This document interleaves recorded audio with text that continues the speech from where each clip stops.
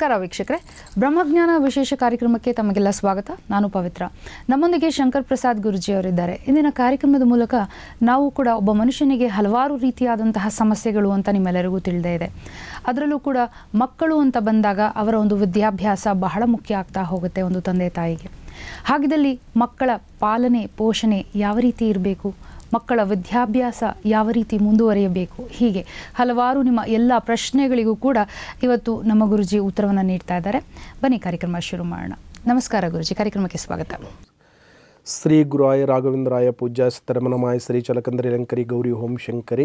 ಗುರುಜಿ, ಇನ್ನು ಮಕ್ಕಳು ಅಂತ ಬಂದಾಗ ಹಲವಾರು ರೀತಿ ಸಮಸ್ಯೆಗಳಿದ್ದೇ ಇರುತ್ತೆ ತಂದೆ ತಾಯಿಗೆ, ಮತ್ತು ದಿನನಿತ್ಯಚರ್ಯೆಯಲ್ಲಿ ಕೂಡ ಮಕ್ಕಳನ್ನು ಯಾವ ರೀತಿ ಪಾಲನೆ ಪೋಷಣೆ ಮಾಡಬೇಕು, ಇವರನ್ನು ಯಾವ ರೀತಿ ಬೆಳೆಸಬೇಕಪ್ಪ, ಅದು ಇತ್ತೀಚೆಗಿನ ಒಂದು ಮಕ್ಕಳು ಅಂತ ಬಂದಾಗ ಬಹಳ ಆ್ಯಕ್ಟಿವ್ ಆಗಿರ್ತಾರೆ, ಬಹಳ ಪ್ರಶ್ನೆಗಳನ್ನು ಕೇಳ್ತಾ ಇರ್ತಾರೆ ತಂದೆ ತಾಯಿಯಲ್ಲಿ.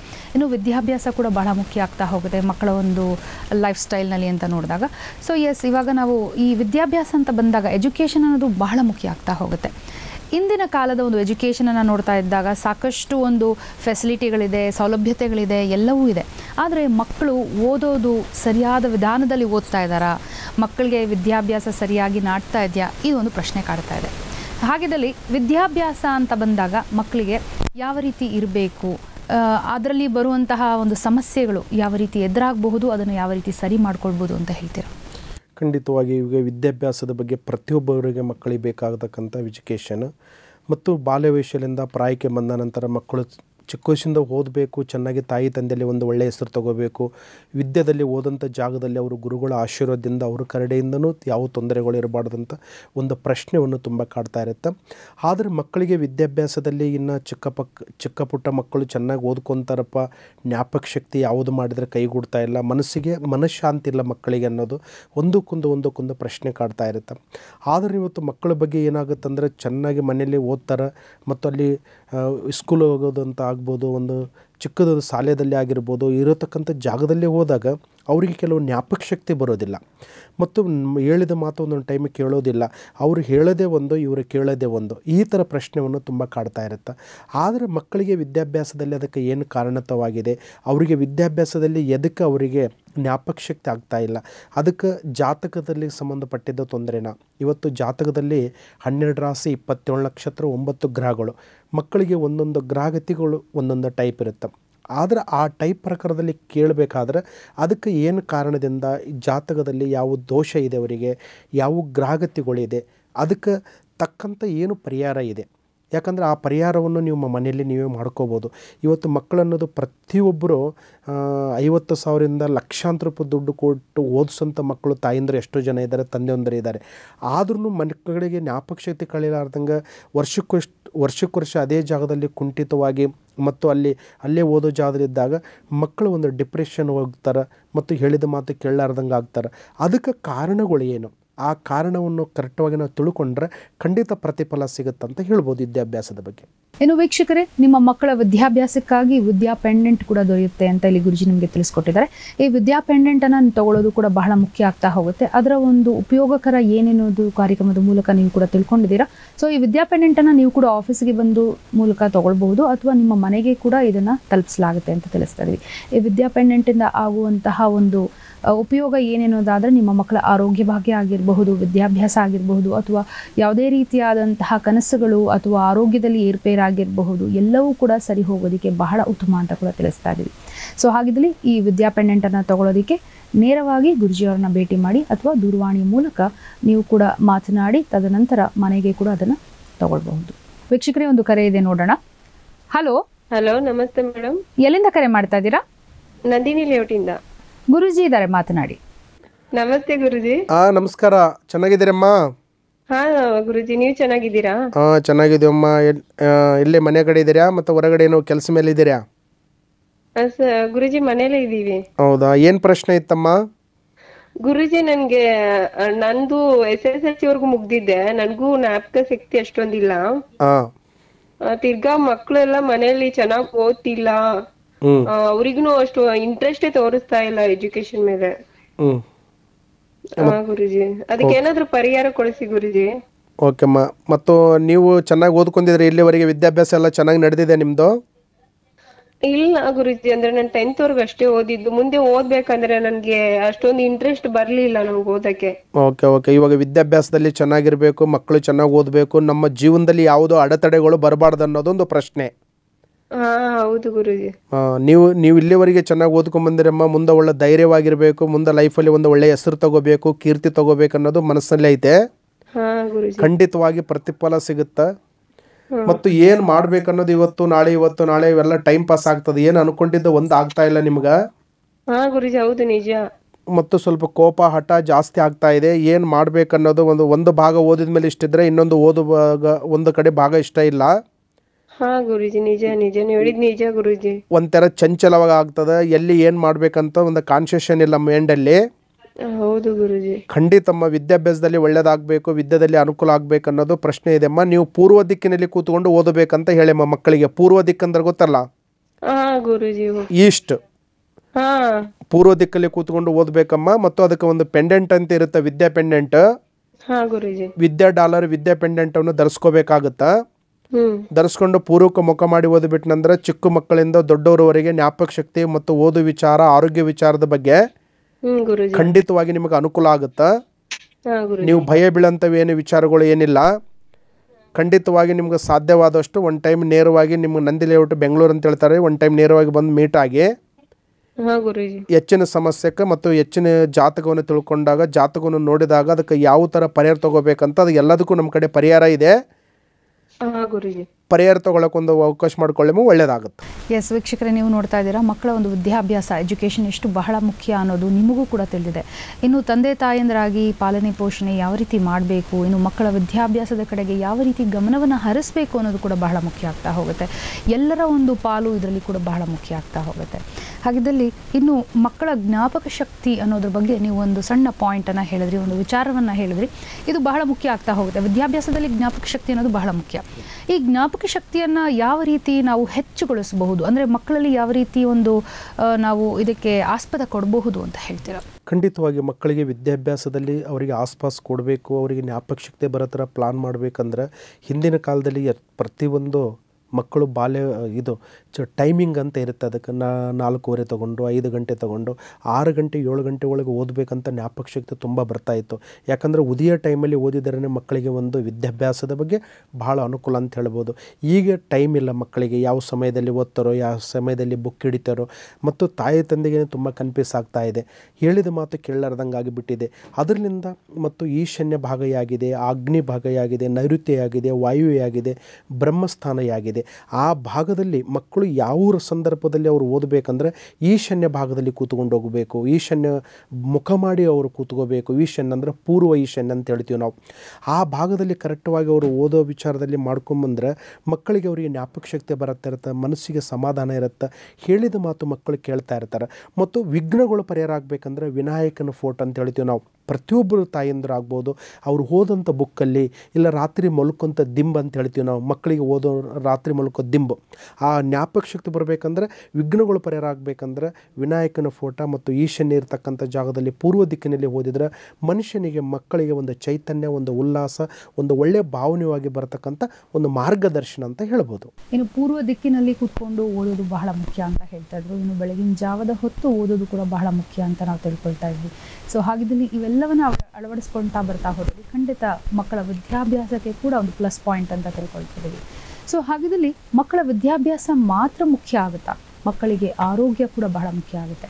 ಆರೋಗ್ಯ ಕೈ ಕೊಟ್ಟರೆ ಯಾವುದೂ ಕೂಡ ಸರಿ ಹೋಗುವುದಿಲ್ಲ ಒಬ್ಬ ಮನುಷ್ಯನಿಗೆ. ಸೊ ಹಾಗಿದ್ದಲ್ಲಿ ಇನ್ನು ಮಕ್ಕಳು ಅಂತ ಬಂದಾಗ ಇವರಿಗೆ ಸಣ್ಣ ಪುಟ್ಟ ವಿಷಯದಲ್ಲೂ ಕೂಡ ಆರೋಗ್ಯದ ಸಮಸ್ಯೆಗಳು ಇರ್ತಾ ಇರುತ್ತೆ. ಇನ್ನು ವಿದ್ಯಾಭ್ಯಾಸ ಚೆನ್ನಾಗಿರಬೇಕು ಅಂದರೆ ಮಕ್ಕಳ ಮಾನಸಿಕ ಒಂದು ಸ್ಥಿತಿಗತಿಗಳು ಚೆನ್ನಾಗಿರಬೇಕು. ಹಾಗಿದ್ದಲ್ಲಿ ಆರೋಗ್ಯ ಅನ್ನೋದು ಎಷ್ಟು ಬಹಳ ಮುಖ್ಯ. ಖಂಡಿತವಾಗಿ ಅದಕ್ಕೆ ಮನುಷ್ಯನ ನೋಡಬೇಕಂದ್ರೆ ಜ್ಞಾಪಕ ಶಕ್ತಿ ಮತ್ತು ಆರೋಗ್ಯ ಮತ್ತು ಬುದ್ಧಿ, ಒಂದು ಜ್ಞಾನ ಅಂತ ಹೇಳ್ತೀವಿ ನಾವು. ಎಲ್ಲದಕ್ಕೂ ಮನಸ್ಸಿನಲ್ಲಿ ಆರೋಗ್ಯವಾಗಿ ಪ್ರತಿಯೊಬ್ಬರು ಮಕ್ಕಳಿಗೆ ಎಷ್ಟೋ ಜನ ಹೇಳ್ತಿರ್ತಾರೆ, ಒಡೆಯೋದು ಬಡಿಯೋದ್ರಿಂದ ಮಕ್ಕಳಿಗೆ ಒಳಗಡೆ ಏನು ಹಿಂಸೆ ಕೊಡ್ತದೆ, ಏನು ಗ್ರಹಗತಿಗಳಿದೆ, ಅವನಿಗೆ ಏನೇನು ಪ್ರಾಬ್ಲಮ್ ಆಗ್ತದೆ ಅಂತ ಯಾರಿಗೂ ಗೊತ್ತಾಗೋದಿಲ್ಲ. ನಾವು ಹೋಗ್ತೀವಿ, ವೈದ್ಯಕರ ಹತ್ರ ಹೋಗ್ತೀವಿ, ಡಾಕ್ಟರ್ ಹತ್ರ ಹೋಗ್ತೀವಿ, ಹೆಲ್ತ್ ಚೆನ್ನಾಗಿಲ್ಲಪ್ಪ ನಾವು ತೋರಿಸ್ಕೊಂಡು ಬರ್ತಕ್ಕಂಥ ಒಂದು ಮಾರ್ಗದರ್ಶನ ಇರ್ತದೆ. ಆದ್ರೂ ಅವರಿಗೆ ಗ್ರಹಗತಿಗಳು ಯಾವುದಿದೆ, ಯಾವ ಗ್ರಹ ಅವನಿಗೆ ಮನಸ್ಸನ್ನೇ ಕಾಡ್ತಾ ಇದೆ.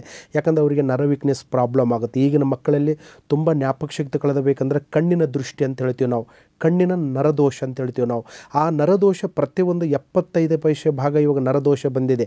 ಮತ್ತು ನೋಡಬೇಕಂದ್ರೆ 1/4% ಮಕ್ಕಳಿಗೆ ಅವನಿಗೆ ಕಣ್ಣಿನ ದೃಷ್ಟಿ ಕಮ್ಮಿ ಆಗ್ತಾ ಇದೆ.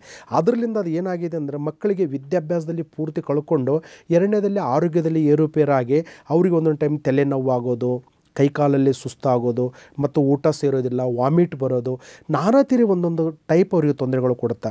ಅದಕ್ಕೆ ಆರೋಗ್ಯ ವಿಚಾರಕ್ಕೆ ಸಂಬಂಧಪಟ್ಟಿದ್ದು ನಾವು ಕರೆಕ್ಟಾಗಿ ತಿಳ್ಕೊಬೇಕಂದ್ರೆ ಅವನಿಗೆ ಯಾವುದು ಶನಿ ಗ್ರಹ ಇದೆನಾ, ಕೇತು ಗ್ರಹ ಇದೆನಾ, ರಾಹು ಗ್ರಹ ಇದೆನಾ, ಕುಜಗ್ರಹ ಇದೆನಾ, ಈ ಗ್ರಹಗತಿಗಳಲ್ಲಿ ಯಾವುದು ಅವನಿಗೆ ವೀಕ್ ಇದೆ, ಯಾವುದು ವೀಕಿಂದ ಅವನ ಆರೋಗ್ಯದಲ್ಲಿ ಕಾಡ್ತಾ ಇದೆ, ಅದಕ್ಕೆಲ್ಲ ಕಾರಣಗಳು ಏನು ಅದು ನಾವು ಕರೆಕ್ಟಾಗಿ ತಿಳ್ಕೊಬೇಕಾಗುತ್ತೆ. ಯಾಕಂದರೆ ಆರೋಗ್ಯದಲ್ಲಿ ತುಂಬ ಏರುಪೇರಿದ್ದಾಗ ತುಂಬ ತಾಯಿ ತಂದೆ ತುಂಬ ಕಣ್ಣೀರು ಹಾಕ್ತಿರ್ತಾರೆ. ಈ ನೋಡಿ ಹಿಂದಿನ ಕಾಲದಲ್ಲಿ ಎಷ್ಟು ಜನ 3 ಜನ 6 ಜನ 9 ಜನ ಮಕ್ಕಳು ಇರ್ತಿದ್ರು. ಇವಾಗ 1 2 1 ಸಾಕು 2 ಬೇಕನ್ನೋ ಕಾಲ ಬಂದುಬಿಟ್ಟಿದೆ.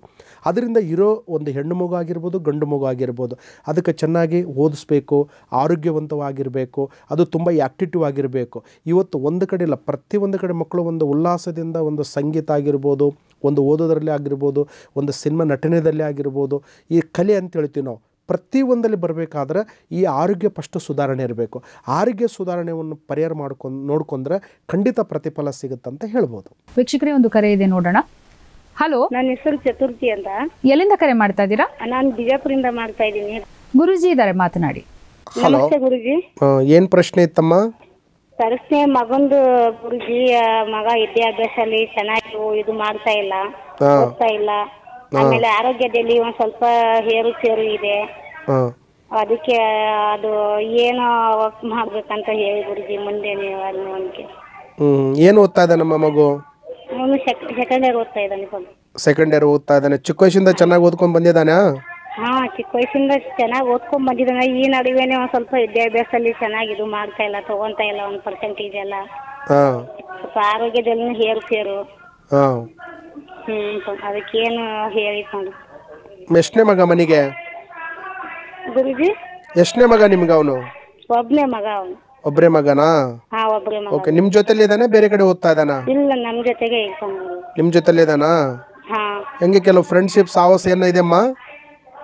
ಇದೆ, ಆದ್ರೆ ಜಾಸ್ತಿ ಇಲ್ಲ ಗುರುಜಿ. ಅಷ್ಟು ಬೇಕು ಅಷ್ಟಲ್ಲೇ ಇದ್ದಾನೆ. ಆದ್ರೆ ಅದಕ್ಕೆ ಅದ್ರದ್ದು ನೀವೇ ಹೇಳ್ಬೇಕು, ನೀವ್ಯಾರು ಏನ್ ಮಾಡ್ಬೇಕು ಅಂತ ಮುಂದೆ. ಅಂದ್ರೆ ಜಾಸ್ತಿ ಏನಿಲ್ಲ, ಸ್ವಲ್ಪ ಇದೆ ಫ್ರೆಂಡ್ಶಿಪ್. ಮನೆಗೆಲ್ಲ ಕರ್ಕೊಂಡ್ ಬರಲ್ಲ, ಹೊರಗಡೆನೆ ಇರ್ತಾನೆ. ವಿದ್ಯಾಭ್ಯಾಸ ಸ್ವಲ್ಪ ಯಾಕೋ ಮುಂಚೆ ಹೆಂಗ್ ಓದ್ಕೊಂತ ಇದ್ನಲ್ಲ, ಇವಾಗ ಒಂದ್ ಸ್ವಲ್ಪ ಅದ್ರ ಬಗ್ಗೆ ಇದನ್ನೇ ಮಾಡ್ತಾ ಇಲ್ಲ ಅವನು.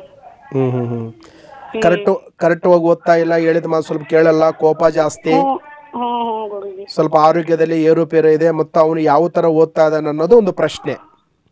ಗುರುಜಿ, ಯಾವ ತರ ಓದ್ತಾ ಇದ್ದಾನೆ ಅದೇ ಪ್ರಶ್ನೆ. ಮುಂದೆ ಏನ್ ಆಗ್ತಾನೆ, ಏನ್ ಆಗುತ್ತೆ ಅನ್ನೋದು ನನ್ಗೆ ಇದು ಬೇಕು ಗುರುಜಿ. ಖಂಡಿತಮ್ಮ. ಇವಾಗ ಮಕ್ಕಳಿಗೆ ವಿದ್ಯಾಭ್ಯಾಸದಲ್ಲಿ ಒಂದು ಕೆಲವು ಜನ ಜಾಬ್ ಆಗ್ಬೇಕಂತ ಹೇಳ್ತಾರೆ, ಕೆಲವು ಜನ ಸಂಗೀತದಲ್ಲಿ ಹೋಗ್ಬೇಕಂತ ಹೇಳ್ತಾರೆ, ಕೆಲವು ಜನ ನಟನೆಯಲ್ಲಿ ಹೋಗ್ಬೇಕಂತ ಹೇಳ್ತಾರ. ಆದ್ರೆ ವಿದ್ಯಾಭ್ಯಾಸದಲ್ಲಿ ತುಂಬಾ ಚೆನ್ನಾಗಿದೆ, ಜ್ಞಾಪಕ ಶಕ್ತಿ ಎಲ್ಲ ಕರೆಕ್ಟ್. ಸ್ವಲ್ಪ ಡಿಸ್ಟರ್ಬ್ ಆಗ್ತದ ಏನು? ಸ್ವಲ್ಪ ರೋಡ್ ಕಮ್ಮಿ ಮಾಡಿ. ಇದು ಟಿವಿ ವಾಲ್ಯೂಮ್ ಅನ್ನು ಕಡಿಮೆ ಮಾಡ್ಕೊಳ್ಳಿ. ಓಕೆ, ಇವಾಗ ಮಗ ಚೆನ್ನಾಗಿ ಓದಬೇಕು, ಒಂದು ಒಳ್ಳೆ ಹೆಸರು ತಗೋಬೇಕು, ಕೀರ್ತಿ ತಗೋಬೇಕು ಅನ್ನೋದು ಬಹಳ ಆಸೆ ಇದೆ ನಿಮ್ಗ? ಖಂಡಿತಮ್ಮ ಮಗ ಚೆನ್ನಾಗಿ ಓದ್ತಾನ, ಅವನಿಗೆ ಜ್ಞಾಪಕ ಶಕ್ತಿ ಇರುತ್ತೆ, ಹೇಳಿದ ಮಾತು ಕೇಳ್ತಾನ. ಆದ್ರೆ ಅವನಿಗೆ ರಾಹುಗೆ ಸಂಬಂಧಪಟ್ಟಿದ್ದು, ಶನಿಗೆ ಸಂಬಂಧಪಟ್ಟಿದ್ದು, ಕೇತುಗೆ ಸಂಬಂಧಪಟ್ಟಿದ್ದು ಗ್ರಹಗತಿಗಳಲ್ಲಿ ಒಂದು ಕಡೆ ಹೆಚ್ಚು ಕಡಿಮೆ ಪ್ರಾಬ್ಲಮ್ ಕೊಡ್ತಾ ಇರುತ್ತ. ಒಂದೊಂದ್ ಟೈಮ್ ಅಷ್ಟೇ ನೀಟಾಗಿರ್ತಾನ, ಒಂದೊಂದ್ ಟೈಮ್ ಅಷ್ಟೇ ಕೋಪ ಆಗಿರ್ತಾನ, ಒಂದೊಂದ್ ಟೈಮ್ ಅಷ್ಟೇ ಹೇಳಿದ ಮಾತು ಕೇಳಲ್ಲ. ಆದ್ರೆ ಅವನಿಗೆ ಇವಾಗ ಗುರುಬಲ ತುಂಬಾ ಚೆನ್ನಾಗಿದ್ದಾನೆ, ಸ್ವಲ್ಪ ಶನಿ ವೀಕ್ ಇದ್ದಾನೆ.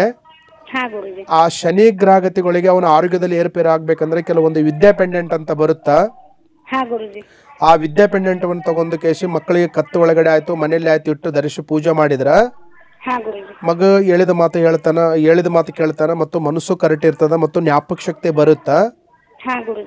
ಆದ್ರಲಿಂದ ಇವಾಗ ಏನಾಗುತ್ತಂದ್ರೆ ಸ್ವಲ್ಪ ಹಠ ಕೋಪ ಇರೋವರಿಂದ ಹೇಳಿದ ಮಾತು ಕೇಳೋದೆಲ್ಲ ಒಂಥರ ಚಂಚಲ ಬುದ್ಧಿ ಆಗ್ತಾ ಇರುತ್ತ. ನೀವು ಯಾವ್ದು ರೂಟಿಗೆ ಹೋದ್ರೆ ಖಂಡಿತವಾಗಿ ನಿಮ್ ರೂಟಿಗೆ ಬರಲ್ಲ. ನೀವು ಹೇಳೋದೇ ಒಂದು, ಅವನು ಮಾಡೋದೇ ಒಂದು. ಅದಕ್ಕೆ ತಕ್ಕಂತ ಕೆಲವು ಪರಿಹಾರ ಇದೆ ಅಮ್ಮ. ವಿದ್ಯಾಪೆಂಡೆಂಟ್ ತರಿಸ್ಕೊಳ್ಳಕ್ ಒಂದು ಅವಕಾಶ ಮಾಡ್ಕೊಳ್ಳಿ. ಹಾ ಗುರುಜಿ. ಖಂಡಿತ ಫಲ ಸಿಗುತ್ತೆ, ಏನು ತೊಂದರೆ ಇರೋದಿಲ್ಲ, ಒಳ್ಳೇದಾಗುತ್ತೆ. ಇನ್ನು ಏನು ಸಮಸ್ಯೆ ಇದ್ದರೆ ಹೆಚ್ಚಿನ ಸಮಸ್ಯೆಗೆ ನಿಮ್ಮ TV ತೆರೆ ಮೇಲೆ ಬರ್ತಕ್ಕಂಥ ನಂಬರಿಗೆ ಕರೆ ಮಾಡಿ ಇನ್ನು ಖಂಡಿತವಾಗಿ ಹೆಚ್ಚಿನ ವಿಷಯ ಕೇಳ್ಬೋದು ಅಂತ ಹೇಳ್ತೀನಿ. ಇನ್ನು ವೀಕ್ಷಕರೇ, ನಿಮ್ಮ ಮಕ್ಕಳ ವಿದ್ಯಾಭ್ಯಾಸಕ್ಕಾಗಿ ವಿದ್ಯಾ ಪೆಂಡೆಂಟ್ ಕೂಡ ದೊರೆಯುತ್ತೆ ಅಂತ ಇಲ್ಲಿ ಗುರುಜಿ ನಿಮಗೆ ತಿಳಿಸ್ಕೊಟ್ಟಿದ್ದಾರೆ. ಈ ವಿದ್ಯಾ ಪೆಂಡೆಂಟ್ ಅನ್ನು ತಗೊಳ್ಳೋದು ಕೂಡ ಬಹಳ ಮುಖ್ಯ ಆಗ್ತಾ ಹೋಗುತ್ತೆ. ಅದರ ಒಂದು ಉಪಯೋಗಕರ ಏನೇನೋದು ಕಾರ್ಯಕ್ರಮದ ಮೂಲಕ ನೀವು ಕೂಡ ತಿಳ್ಕೊಂಡಿದ್ದೀರಾ. ಸೊ ಈ ವಿದ್ಯಾ ಪೆಂಡೆಂಟ್ ಅನ್ನು ನೀವು ಕೂಡ ಆಫೀಸ್ಗೆ ಬಂದು ಮೂಲಕ ತಗೊಳ್ಬಹುದು ಅಥವಾ ನಿಮ್ಮ ಮನೆಗೆ ಕೂಡ ಇದನ್ನ ತಲುಪಿಸಲಾಗುತ್ತೆ ಅಂತ ತಿಳಿಸ್ತಾ ಇದೀವಿ. ಈ ವಿದ್ಯಾ ಪೆಂಡೆಂಟ್ ಇಂದ ಆಗುವಂತಹ ಒಂದು ಉಪಯೋಗ ಏನೇನೋದಾದ್ರೆ ನಿಮ್ಮ ಮಕ್ಕಳ ಆರೋಗ್ಯ ಭಾಗ್ಯ ಆಗಿರಬಹುದು, ವಿದ್ಯಾಭ್ಯಾಸ ಆಗಿರಬಹುದು, ಅಥವಾ ಯಾವುದೇ ರೀತಿಯಾದಂತಹ ಕನಸುಗಳು ಅಥವಾ ಆರೋಗ್ಯದಲ್ಲಿ ಏರ್ಪೇರಾಗಿರಬಹುದು, ಎಲ್ಲವೂ ಕೂಡ ಸರಿ ಹೋಗೋದಕ್ಕೆ ಬಹಳ ಉತ್ತಮ ಅಂತ ಕೂಡ ತಿಳಿಸ್ತಾ ಇದ್ದೀವಿ. ಸೊ ಹಾಗಿದ್ದಲ್ಲಿ ಈ ವಿದ್ಯಾ ಪೆಂಡೆಂಟ್ ಅನ್ನು ತಗೊಳ್ಳೋದಕ್ಕೆ ನೇರವಾಗಿ ಗುರುಜಿಯವರನ್ನ ಭೇಟಿ ಮಾಡಿ ಅಥವಾ ದೂರವಾಣಿ ಮೂಲಕ ನೀವು ಕೂಡ ಮಾತನಾಡಿ ತದನಂತರ ಮನೆಗೆ ಕೂಡ ಅದನ್ನು ತಗೊಳ್ಬಹುದು. ಖಂಡಿತ ವೀಕ್ಷಕರೇ, ಆರೋಗ್ಯವೇ ಭಾಗ್ಯ ಅಂತ ಕೇಳಿದ್ದೀವಲ್ವಾ. ಸೊ ಹಾಗಿದ್ದಲ್ಲಿ ಆರೋಗ್ಯ ಇದ್ದಲ್ಲಿ ನಮ್ಮ ಒಂದು ಮನಸ್ಥಿತಿ ಆಗಿರ್ಬೋದು, ವಿದ್ಯಾಭ್ಯಾಸ ಮಕ್ಕಳಲ್ಲಾಗಿರ್ಬೋದು, ಅಥವಾ ಯಾವುದೇ ಒಂದು ಮನುಷ್ಯನಿಗೆ ಯಾವುದೇ ಕೆಲಸ ಕಾರ್ಯಗಳಲ್ಲೂ ಕೂಡ ಜಯ ಸಿಗೋದಕ್ಕೆ ಖಂಡಿತ ಸಾಧ್ಯ ಅಂತ ತಿಳ್ಕೊಂಡಿದ್ದೀವಿ. ಇನ್ನು ಮಕ್ಕಳ ವಿಚಾರ ಬಂದಾಗ ರಾತ್ರಿ ಹೊತ್ತು ಪದೇ ಪದೇ ನಿಮ್ಮ ಮಗು ಅಳುವಂತಹ ಒಂದು ಸ್ಥಿತಿಯನ್ನು ನೋಡಿದ್ದೀರಾ? ಬೆಚ್ಚು ಬೀಳುತ್ತಾ ಮಗು, ಅಥವಾ ಯಾವುದೇ ಒಂದು ಕನಸು ಪದೇ ಪದೇ ಬೀಳುತ್ತೆ ಅಂತ ಹೇಳ್ತಾರಾ? ಕೂಗಾಡುವಂತಹ ಒಂದು ಅಭ್ಯಾಸಗಳನ್ನು ಇಟ್ಕೊಂಡಿದ್ದಾರಾ? ಇದರಲ್ಲಿ ಕೂಡ ಒಂದು ಸಣ್ಣ ಮಾಹಿತಿಯನ್ನು ಪಡ್ಕೊಳ್ಳೋಣ. ಇನ್ನು ರಾತ್ರಿ ಹೊತ್ತು ಮಕ್ಕಳು ಬಹಳ ಬೆಚ್ಚು ಬೀಳ್ತಾರೆ ಅಂತ ಹೇಳ್ತಾರೆ, ಮತ್ತು ಮಕ್ಕಳು ತುಂಬ ಅಳ್ತಾರೆ ಅಂತ ಹೇಳ್ತಾರೆ. ಹೀಗೆ ಈ ರೀತಿಯಾದಂತಹ ಒಂದು ಸ್ಥಿತಿಗಳಲ್ಲಿ ಏನು ಮಾಡಬಹುದು? ಖಂಡಿತವಾಗಿ ಇವಾಗ ತಾಯಿಂದರು ಫಸ್ಟು ಬಾಲ್ಯ ವಯಸ್ಸಿನಿಂದ ಮಕ್ಕಳು ಚಿಕ್ಕವರಿರೋ ಟೈಮಲ್ಲಿ ಒಂದು 6 ತಿಂಗಳನೋ 9 ತಿಂಗಳನೋ 1 ವರ್ಷನೋ 5 ವರ್ಷನೋ 3 ವರ್ಷ ಈ ವರ್ಷಗಳಲ್ಲಿ ಮಗು ಅನ್ನೋದು ಒಂದು 12 ತಿಂಗಳ ಮೀರೋವರೆಗೆ ತುಂಬ ಕಷ್ಟ.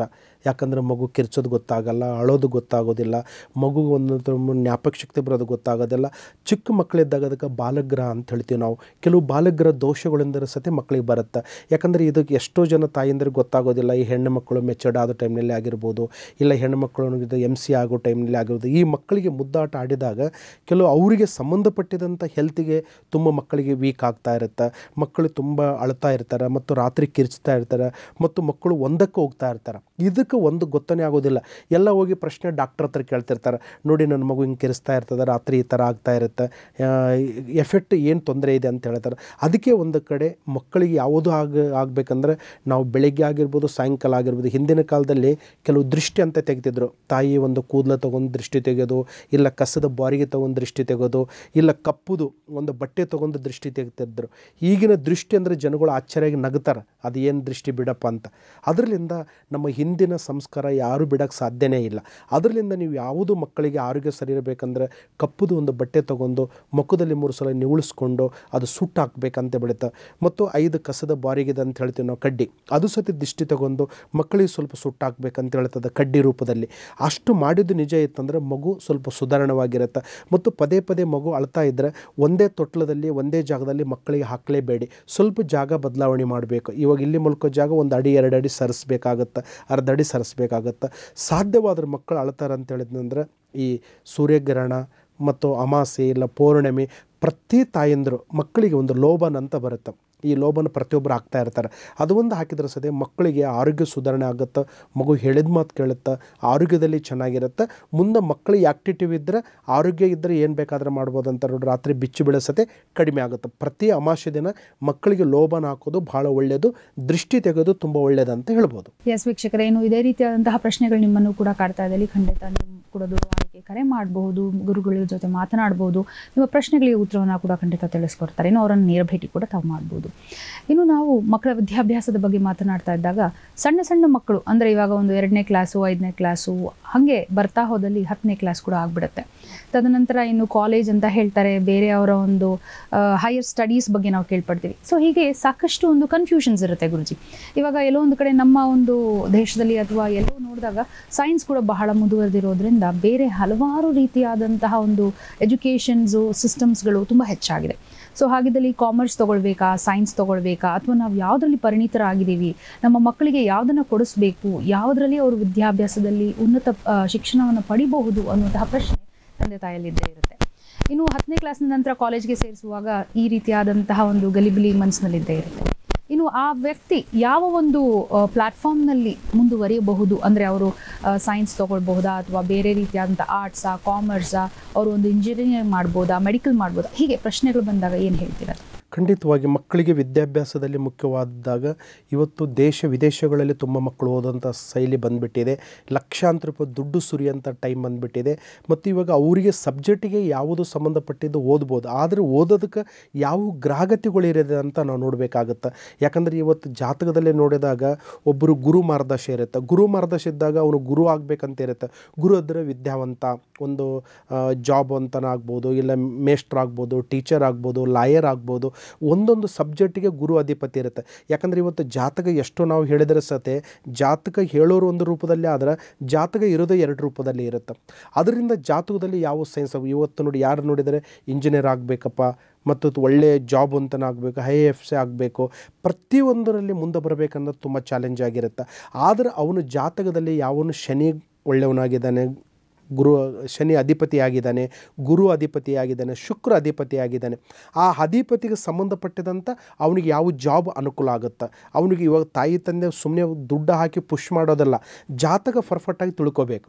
ಆ ಜಾತಕದಲ್ಲಿ ತಿಳ್ಕೊಂಡಾಗ ಅವನು ಜೀವನದಲ್ಲಿ ಮುಂದಾರುತ್ತೆ. ನೀವು ಏನೂ ಓದಿ ಮನುಷ್ಯನಿಗೆ ತಾಳ್ಮೆ ಮುಖ್ಯ ಅಂತ ಹೇಳ್ತೀವಿ. ಆ ತಾಳ್ಮೆ ತೊಗೊಂಡು ಪ್ರಯತ್ನ ಮಾಡಿದರೆ ಖಂಡಿತವಾಗಿ ಫಲಿತಾಂಶ ಸಿಗುತ್ತೆ.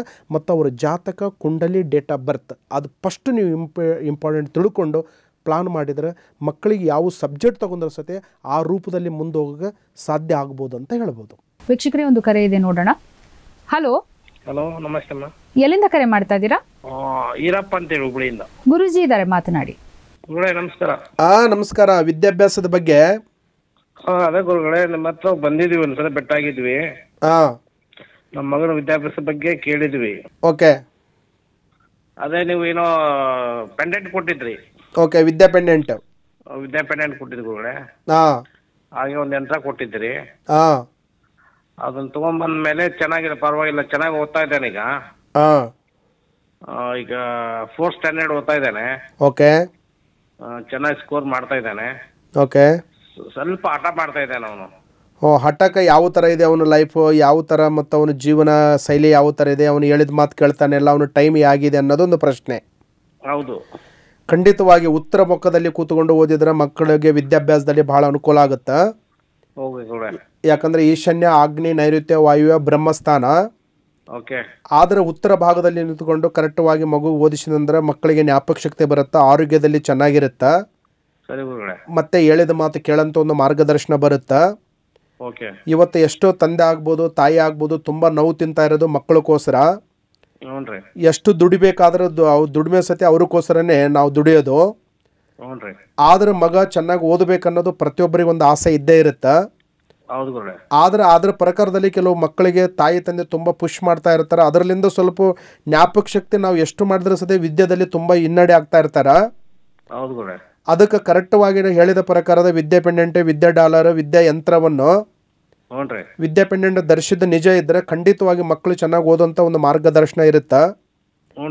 ಮತ್ತೆ ಹೇಳಿದ ಮಾತು ಕೇಳ್ತಾರ ಜೀವನದಲ್ಲಿ. ಯಾವ ಹೇಳಿ. ಅದೇ ಅವನು ಓದ್ತಾ ಇದ್ದಾನೆ, ಈಗ ನೀವು ಪೆಂಡೆಂಟ್ ಹಾಕಿದೀವಿ, ಓದ್ತಾ ಇದ್ದಾನೆ. ಓಕೆ. ಒಂಚೂರು ಆಟ ಮಾಡ್ತಾ ಇದ್ದಾನೆ ಗುರುಗಳೇ. ಅದೊಂದು ನಿಮ್ಮ ಆಶೀರ್ವಾದದಿಂದ ಅದೊಂದು ಸ್ವಲ್ಪ ಕಡಿಮೆ ಆದ್ರೆ ಒಳ್ಳೇದಾಗುತ್ತೆ.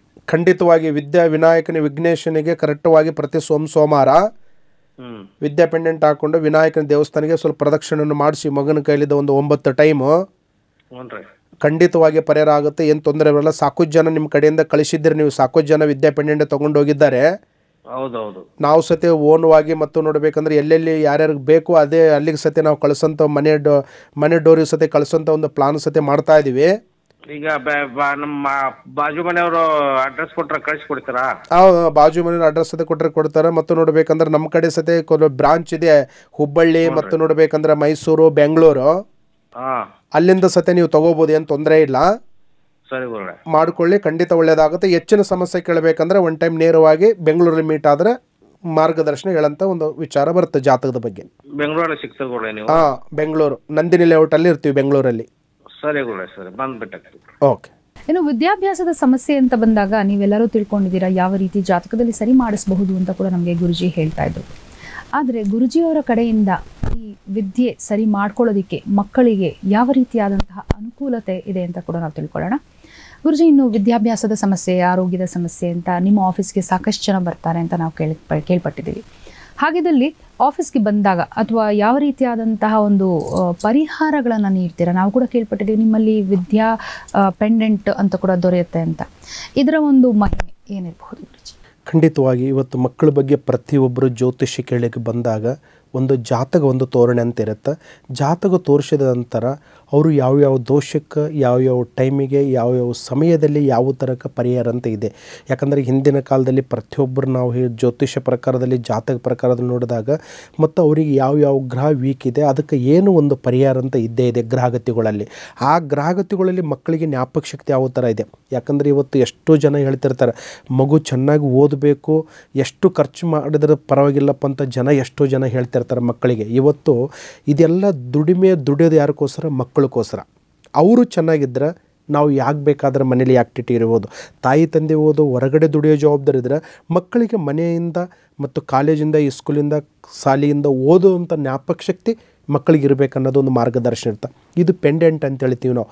ಎಷ್ಟೋ ಜನ ಕೇಳ್ತಿರ್ತಾರೆ ವಿದ್ಯಾ ಪೆಂಡೆಂಟ್ ಗುರುಗಳೇ ಪ್ರತಿಯೊಬ್ಬರು ನಮಗೆ ಕಳಿಸಿ, ನಮ್ಮ ಮಗು ಒಂದು ತಲೆ ದಿಂಬಲ್ಲಿ ಇಟ್ಕೋಕೆ ಒಂದು ಅವಕಾಶ ಕೊಡಿ, ಇಲ್ಲ ಕತ್ತಲ್ಲಿ ಒಂದು ಡಾಲರ್ ಥರ ಹಾಕೋಕೆ ಒಂದು ಅವಕಾಶ ಕೊಡಿ, ಮತ್ತು ಅದಕ್ಕೆ ಕಲರ್ ಯಾವ ಥರ ಬರುತ್ತೆ ಮಕ್ಕಳಿಗೆ.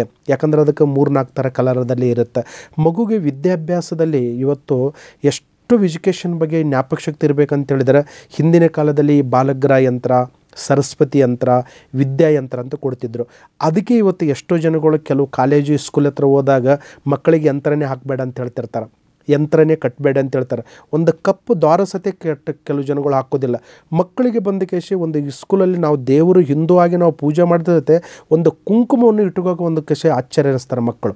ಆದರೆ ನಮ್ಮ ಹಿಂದೂ ಧರ್ಮದಲ್ಲಿ ನಮ್ಮಲ್ಲಿರ್ತಕ್ಕಂಥ ಒಂದು ಪೂಜಾ ಪುನಸ್ಕಾರ ನಿತ್ಯದಲ್ಲಿ ನಾವು ಮಾಡ್ತಕ್ಕಂಥ ಒಂದು ಪೂಜೆದಲ್ಲಿ ಏನಿರುತ್ತೆ ಅಂದರೆ ಅದಕ್ಕೆ ಒಂದು ವಿದ್ಯಾ ಪೆಂಡೆಂಟ್ ಅನ್ನೋದು ಒಂದು ಸ್ಪೆಷಲಿಸ್ಟ್ ಇದೆ. ಅದಕ್ಕೆ ಒಂದು ಗ್ರಹಗತಿ ಇರದೆ ಒಂದಕ್ಕೆ ಪರಿಹಾರ ಇದೆ. ಅದಕ್ಕೆ ಒಂದು ಮನುಷ್ಯನ ನೋಡಿ ಇವತ್ತು 9 ಗ್ರಹಗಳಲ್ಲಿ ಕೈ ಒಳಗಡೆ ಒಂದು ರಾಶಿ ಅಂಗ ಹರಳು ಹಾಕ್ಕೊಂತೀವಿ ನಾವು.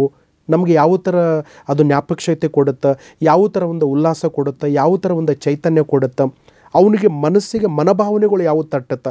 ಆ ಥರದಲ್ಲಿ ಒಂದು ವಿದ್ಯಾ ಪೆಂಡೆಂಟ್ ಡಾಲರ್ ಅಂತ ಹೇಳ್ತೀವಿ ನಾವು. ವಿದ್ಯಾ ಪೆಂಡೆಂಟನ್ನು ಅದು ನೀವು ಖಂಡಿತವಾಗಿ ನಿಮ್ಮ ಮಕ್ಕಳಿಗನ್ನು ತರಿಸ್ಕೊಂಡು ಅವನಿಗೆ ಪ್ರತಿಯೊಂದು ವಿಚಾರದಲ್ಲಿ ಹಾಕ್ಕೊಂಡ್ಬಿಟ್ನಂದ್ರೆ ಅದು ಇಷ್ಟು ವರ್ಷ ಹಾಕ್ಬೇಕಂತೇನಿಲ್ಲ, ಇಷ್ಟು ದಿನಗಳು ಹಾಕ್ಬೇಕಂತಿಲ್ಲ. ಅವನಿಗೆ ಕೆಟ್ಟದ್ದು ಆ ಡಾಲರ್ ಅವನು ಇಷ್ಟು ದಿನ ಧರಿಸ್ಕೊಂಡ್ಮೇಲೆ ಅದ್ರ ಪಾಡಿಗೆ ಅದು ಬಿದ್ದೋಗೋಂಥ ಒಂದು ಮಾರ್ಗದರ್ಶನ ಇರುತ್ತೆ. ಅದ್ರ ತಾರಿಗೆ ಅದೇ ಒಂಥರ ಒಡೆದೋಗೋಂಥ ಒಂದು ಪ್ರಾಬ್ಲಮ್ ಅಂತ ಇರುತ್ತೆ. ಅದಕ್ಕೆ ಒಂದು ಗ್ರಹಗತಿಗಳಿಗೆ ಅದು ಪರಿಹಾರ ಆಗೋ ಥರ ಅಂತ ಹೇಳ್ತಾರೆ. ಅದಕ್ಕೆ ಪರಿಹಾರ ಆಗಬೇಕಂದ್ರೆ ವಿದ್ಯಾ ಪೆಂಡೆಂಟನ್ನು ಪ್ರತಿಯೊಬ್ಬರು ಮನೆಗೆ ಧರಿಸ್ಕೊಂಡು ಅದಕ್ಕೆ ಧರಿಸಿದ ನಂತರ ಅಲ್ಲಿ ನೀವು ನಮ್ಗೆ ಕಾಲ್ ಮಾಡಿದಾಗ ಅದಕ್ಕೆ ಯಾವ ಥರ ಧರಿಸ್ಬೇಕು, ಅದು ಯಾವ ಥರ ಸಂದರ್ಭದಲ್ಲಿ ಮಗುಗೆ ಯಾವ ಥರ ಪೂಜೆಯನ್ನು ಮಾಡಬೇಕು. ಯಾಕಂದರೆ ಮಕ್ಕಳಿಗೆ ಒಂದು ಇವತ್ತು ಎಷ್ಟೋ ಜನಗಳು ಹೇಳ್ತಾರೆ ವಿದ್ಯಾಪೀಠ ತಗೊಂಡ್ಮೇಲೆ ಕೆಲವು ಮಂತ್ರಗಳಂತ ಇರ್ತಾವೆ, ಆ ಮಂತ್ರವನ್ನು ನೀವು ಪಠಣೆ ಮಾಡಬೇಕು. ಯಾಕಂದರೆ ದೊಡ್ಡ ಮಂತ್ರವನ್ನು ಇರೋದಿಲ್ಲ, ಒಂದು ಚಿಕ್ಕ ಪುಟ್ಟವಾಗಿ ಮಂತ್ರ ಇದ್ದಾಗ ತಾಯಿ ಮಾಡ್ಬೋದು, ತಂದೆ ಮಾಡ್ಬೋದು, ಇಲ್ಲ ಆ ಮಗು ಸತಿ ಹೇಳ್ಬೋದು ಆ ಮಂತ್ರವನ್ನು. ಈ ಪ್ರಕಾರದಲ್ಲಿ ಮಂತ್ರವನ್ನು ಮಾಡಿಕೊಂಡು ಆ ಪೆಂಡೆಂಟವನ್ನು ನೀವು ಧರಿಸಿದ್ದು ನಿಜ ಇದ್ದರೆ ಅಕಸ್ಮಾತ್ ನೀವು ಪೆಂಡೆಂಟ್ ನೀವು ಧರಿಸಿ ನಮಗೆ ಈ ಮಂತ್ರ ಬರಲಿಲ್ಲಪ್ಪ ಅಂತ ಹೇಳಿದ್ರು ಅದಕ್ಕೆ ತಕ್ಕಂಥ ನಾವು ನಿಮಗೆ ವಾಯ್ಸ್ ರೆಕಾರ್ಡ್ ಆಗಿ ಕಳಿಸ್ತೀವಿ. ಅದು ಸತೆ ನೀವು ಟೈಪಲ್ಲಿ ಮಾಡ್ಕೊಂಡು ಕೇಸಿ ಮಕ್ಕಳಿಗೆ ಒಂದು ವಿದ್ಯಾಭ್ಯಾಸದಲ್ಲಿ ಹಾಕ್ಕೊಂಡ್ಬಿಟ್ನಂದ್ರೆ ಅದಕ್ಕೆ ಜ್ಞಾಪಕ ಶಕ್ತಿ ಮತ್ತು ಅವನ ಆರೋಗ್ಯ ವಿಚಾರದ ಬಗ್ಗೆ ಅವನಿಗೇನೂ ಅಡೆತಡೆ ಇದ್ದರೆ ಸತೆ ಅದು ಖಂಡಿತವಾಗಿ ಚಾಲೆಂಜ್ ಆಗಿ 100% ಈ ಹಾಕಿದಂಥ 21 ಡೇಸ್ 1 ವೀಕ್ ಒಳಗಡೆ ಮಗು ಹೆಂಗೆ ಆಕ್ಟಿವ್ ಇರುತ್ತೆ ಅನ್ನೋದು ಈ ವಿದ್ಯಾ ಪೆಂಡೆಂಟ್ ನಿಮಗೆ ಗೊತ್ತಾಗುತ್ತೆ. ಇನ್ನು ವೀಕ್ಷಕರೇ, ನೀವು ಕೂಡ ಶಂಕರ್ ಪ್ರಸಾದ್ ಗುರೂಜಿ ಅವ್ರನ್ನ ನೇರ ಭೇಟಿ ಮಾಡಬೇಕು ಅನ್ನೋದಾದರೆ ರಾಜ್ಕುಮಾರ್ ಸ್ಮಾರಕ, ನಂದಿನಿ ಲೇಔಟ್ ಎದುರು ಇವರ ಆಫೀಸ್ ಇದೆ. ಖಂಡಿತ ನೀವು ಕೂಡ ಹೋಗಿ ನೇರ ಭೇಟಿ ಮಾಡ್ಬೋದು. ನಿಮ್ಮ ಟಿ ಸ್ಕ್ರೀನ್ ಮೇಲೆ ಹೋಗೋ ನಂಬರ್ಗೆ ಕರೆ ಮಾಡಿ ಹೆಚ್ಚಿನ ಮಾಹಿತಿನ ನಿಮಗೆ ಗುರೂಜಿ ಅವರು ಕೂಡ ತಿಳಿಸ್ಕೊಡ್ತಾರೆ. ಅವರ ಟೆಲಿಕಾಲರ್ಸ್ ಕೂಡ ನಿಮ್ಮೊಂದಿಗೆ ಕಾಂಟ್ಯಾಕ್ಟಲ್ಲಿ ಇರ್ತಾರೆ ಅಂತ ತಿಳಿಸ್ತಾ ಇದ್ದೀವಿ.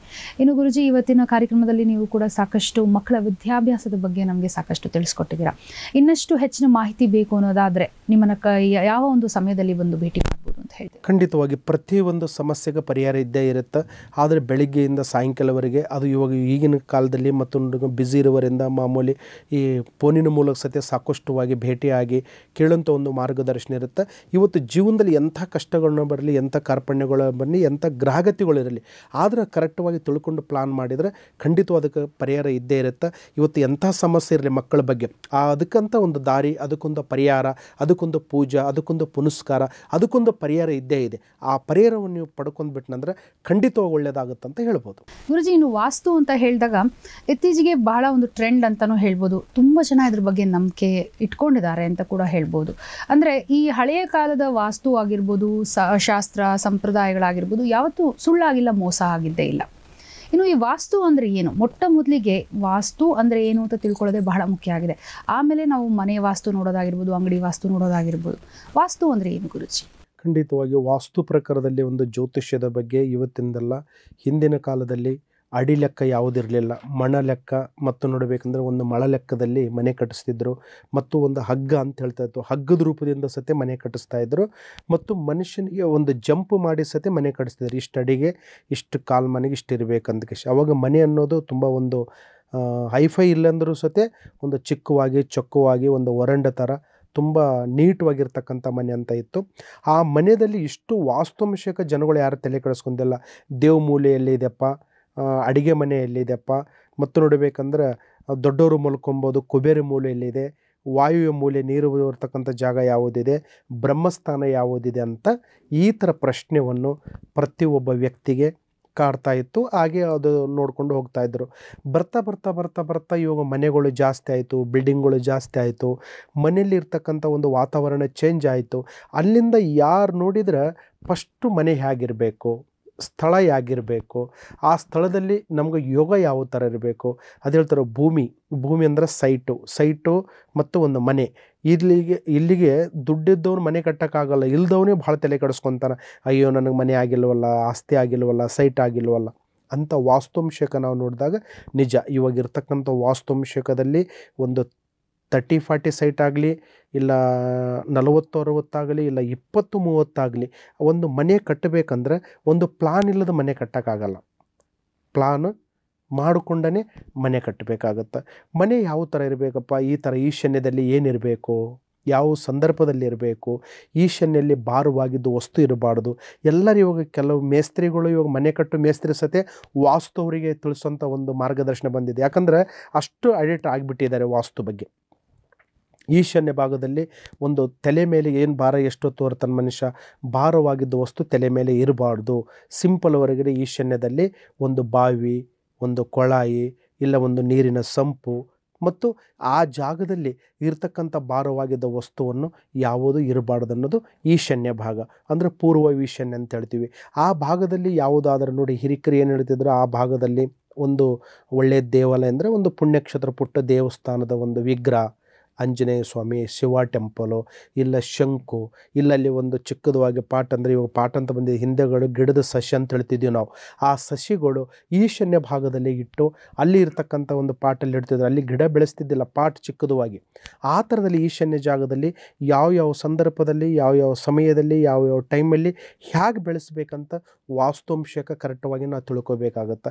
ವಾಸ್ತುಂಶಕ ನಾವು ಕರೆಕ್ಟವಾಗಿ ತಿಳ್ಕೊಂಡು, ಈಗಿನ ಜನ ಏನು ಮಾಡ್ತಾರೆ ಅಂದರೆ, ಮನೆ ಕಟ್ಟಿದ ಮೇಲೆ ನನಗೆ ಇಲ್ಲೇ ಕಾರ್ ಪಾರ್ಕಿಂಗ್ ಬೇಕು, ಇದೇ ಜಾಗದಲ್ಲಿ ನಮ್ಗೆ ಅಡುಗೆ ಮನೆ ಅಂದರೆ ಅಗ್ನಿ ರೂಮ್ ಬೇಕು, ಈ ಥರದಲ್ಲೇ ವಾಯು ಬೇಕಂತ ಹೇಳ್ತಾರೆ.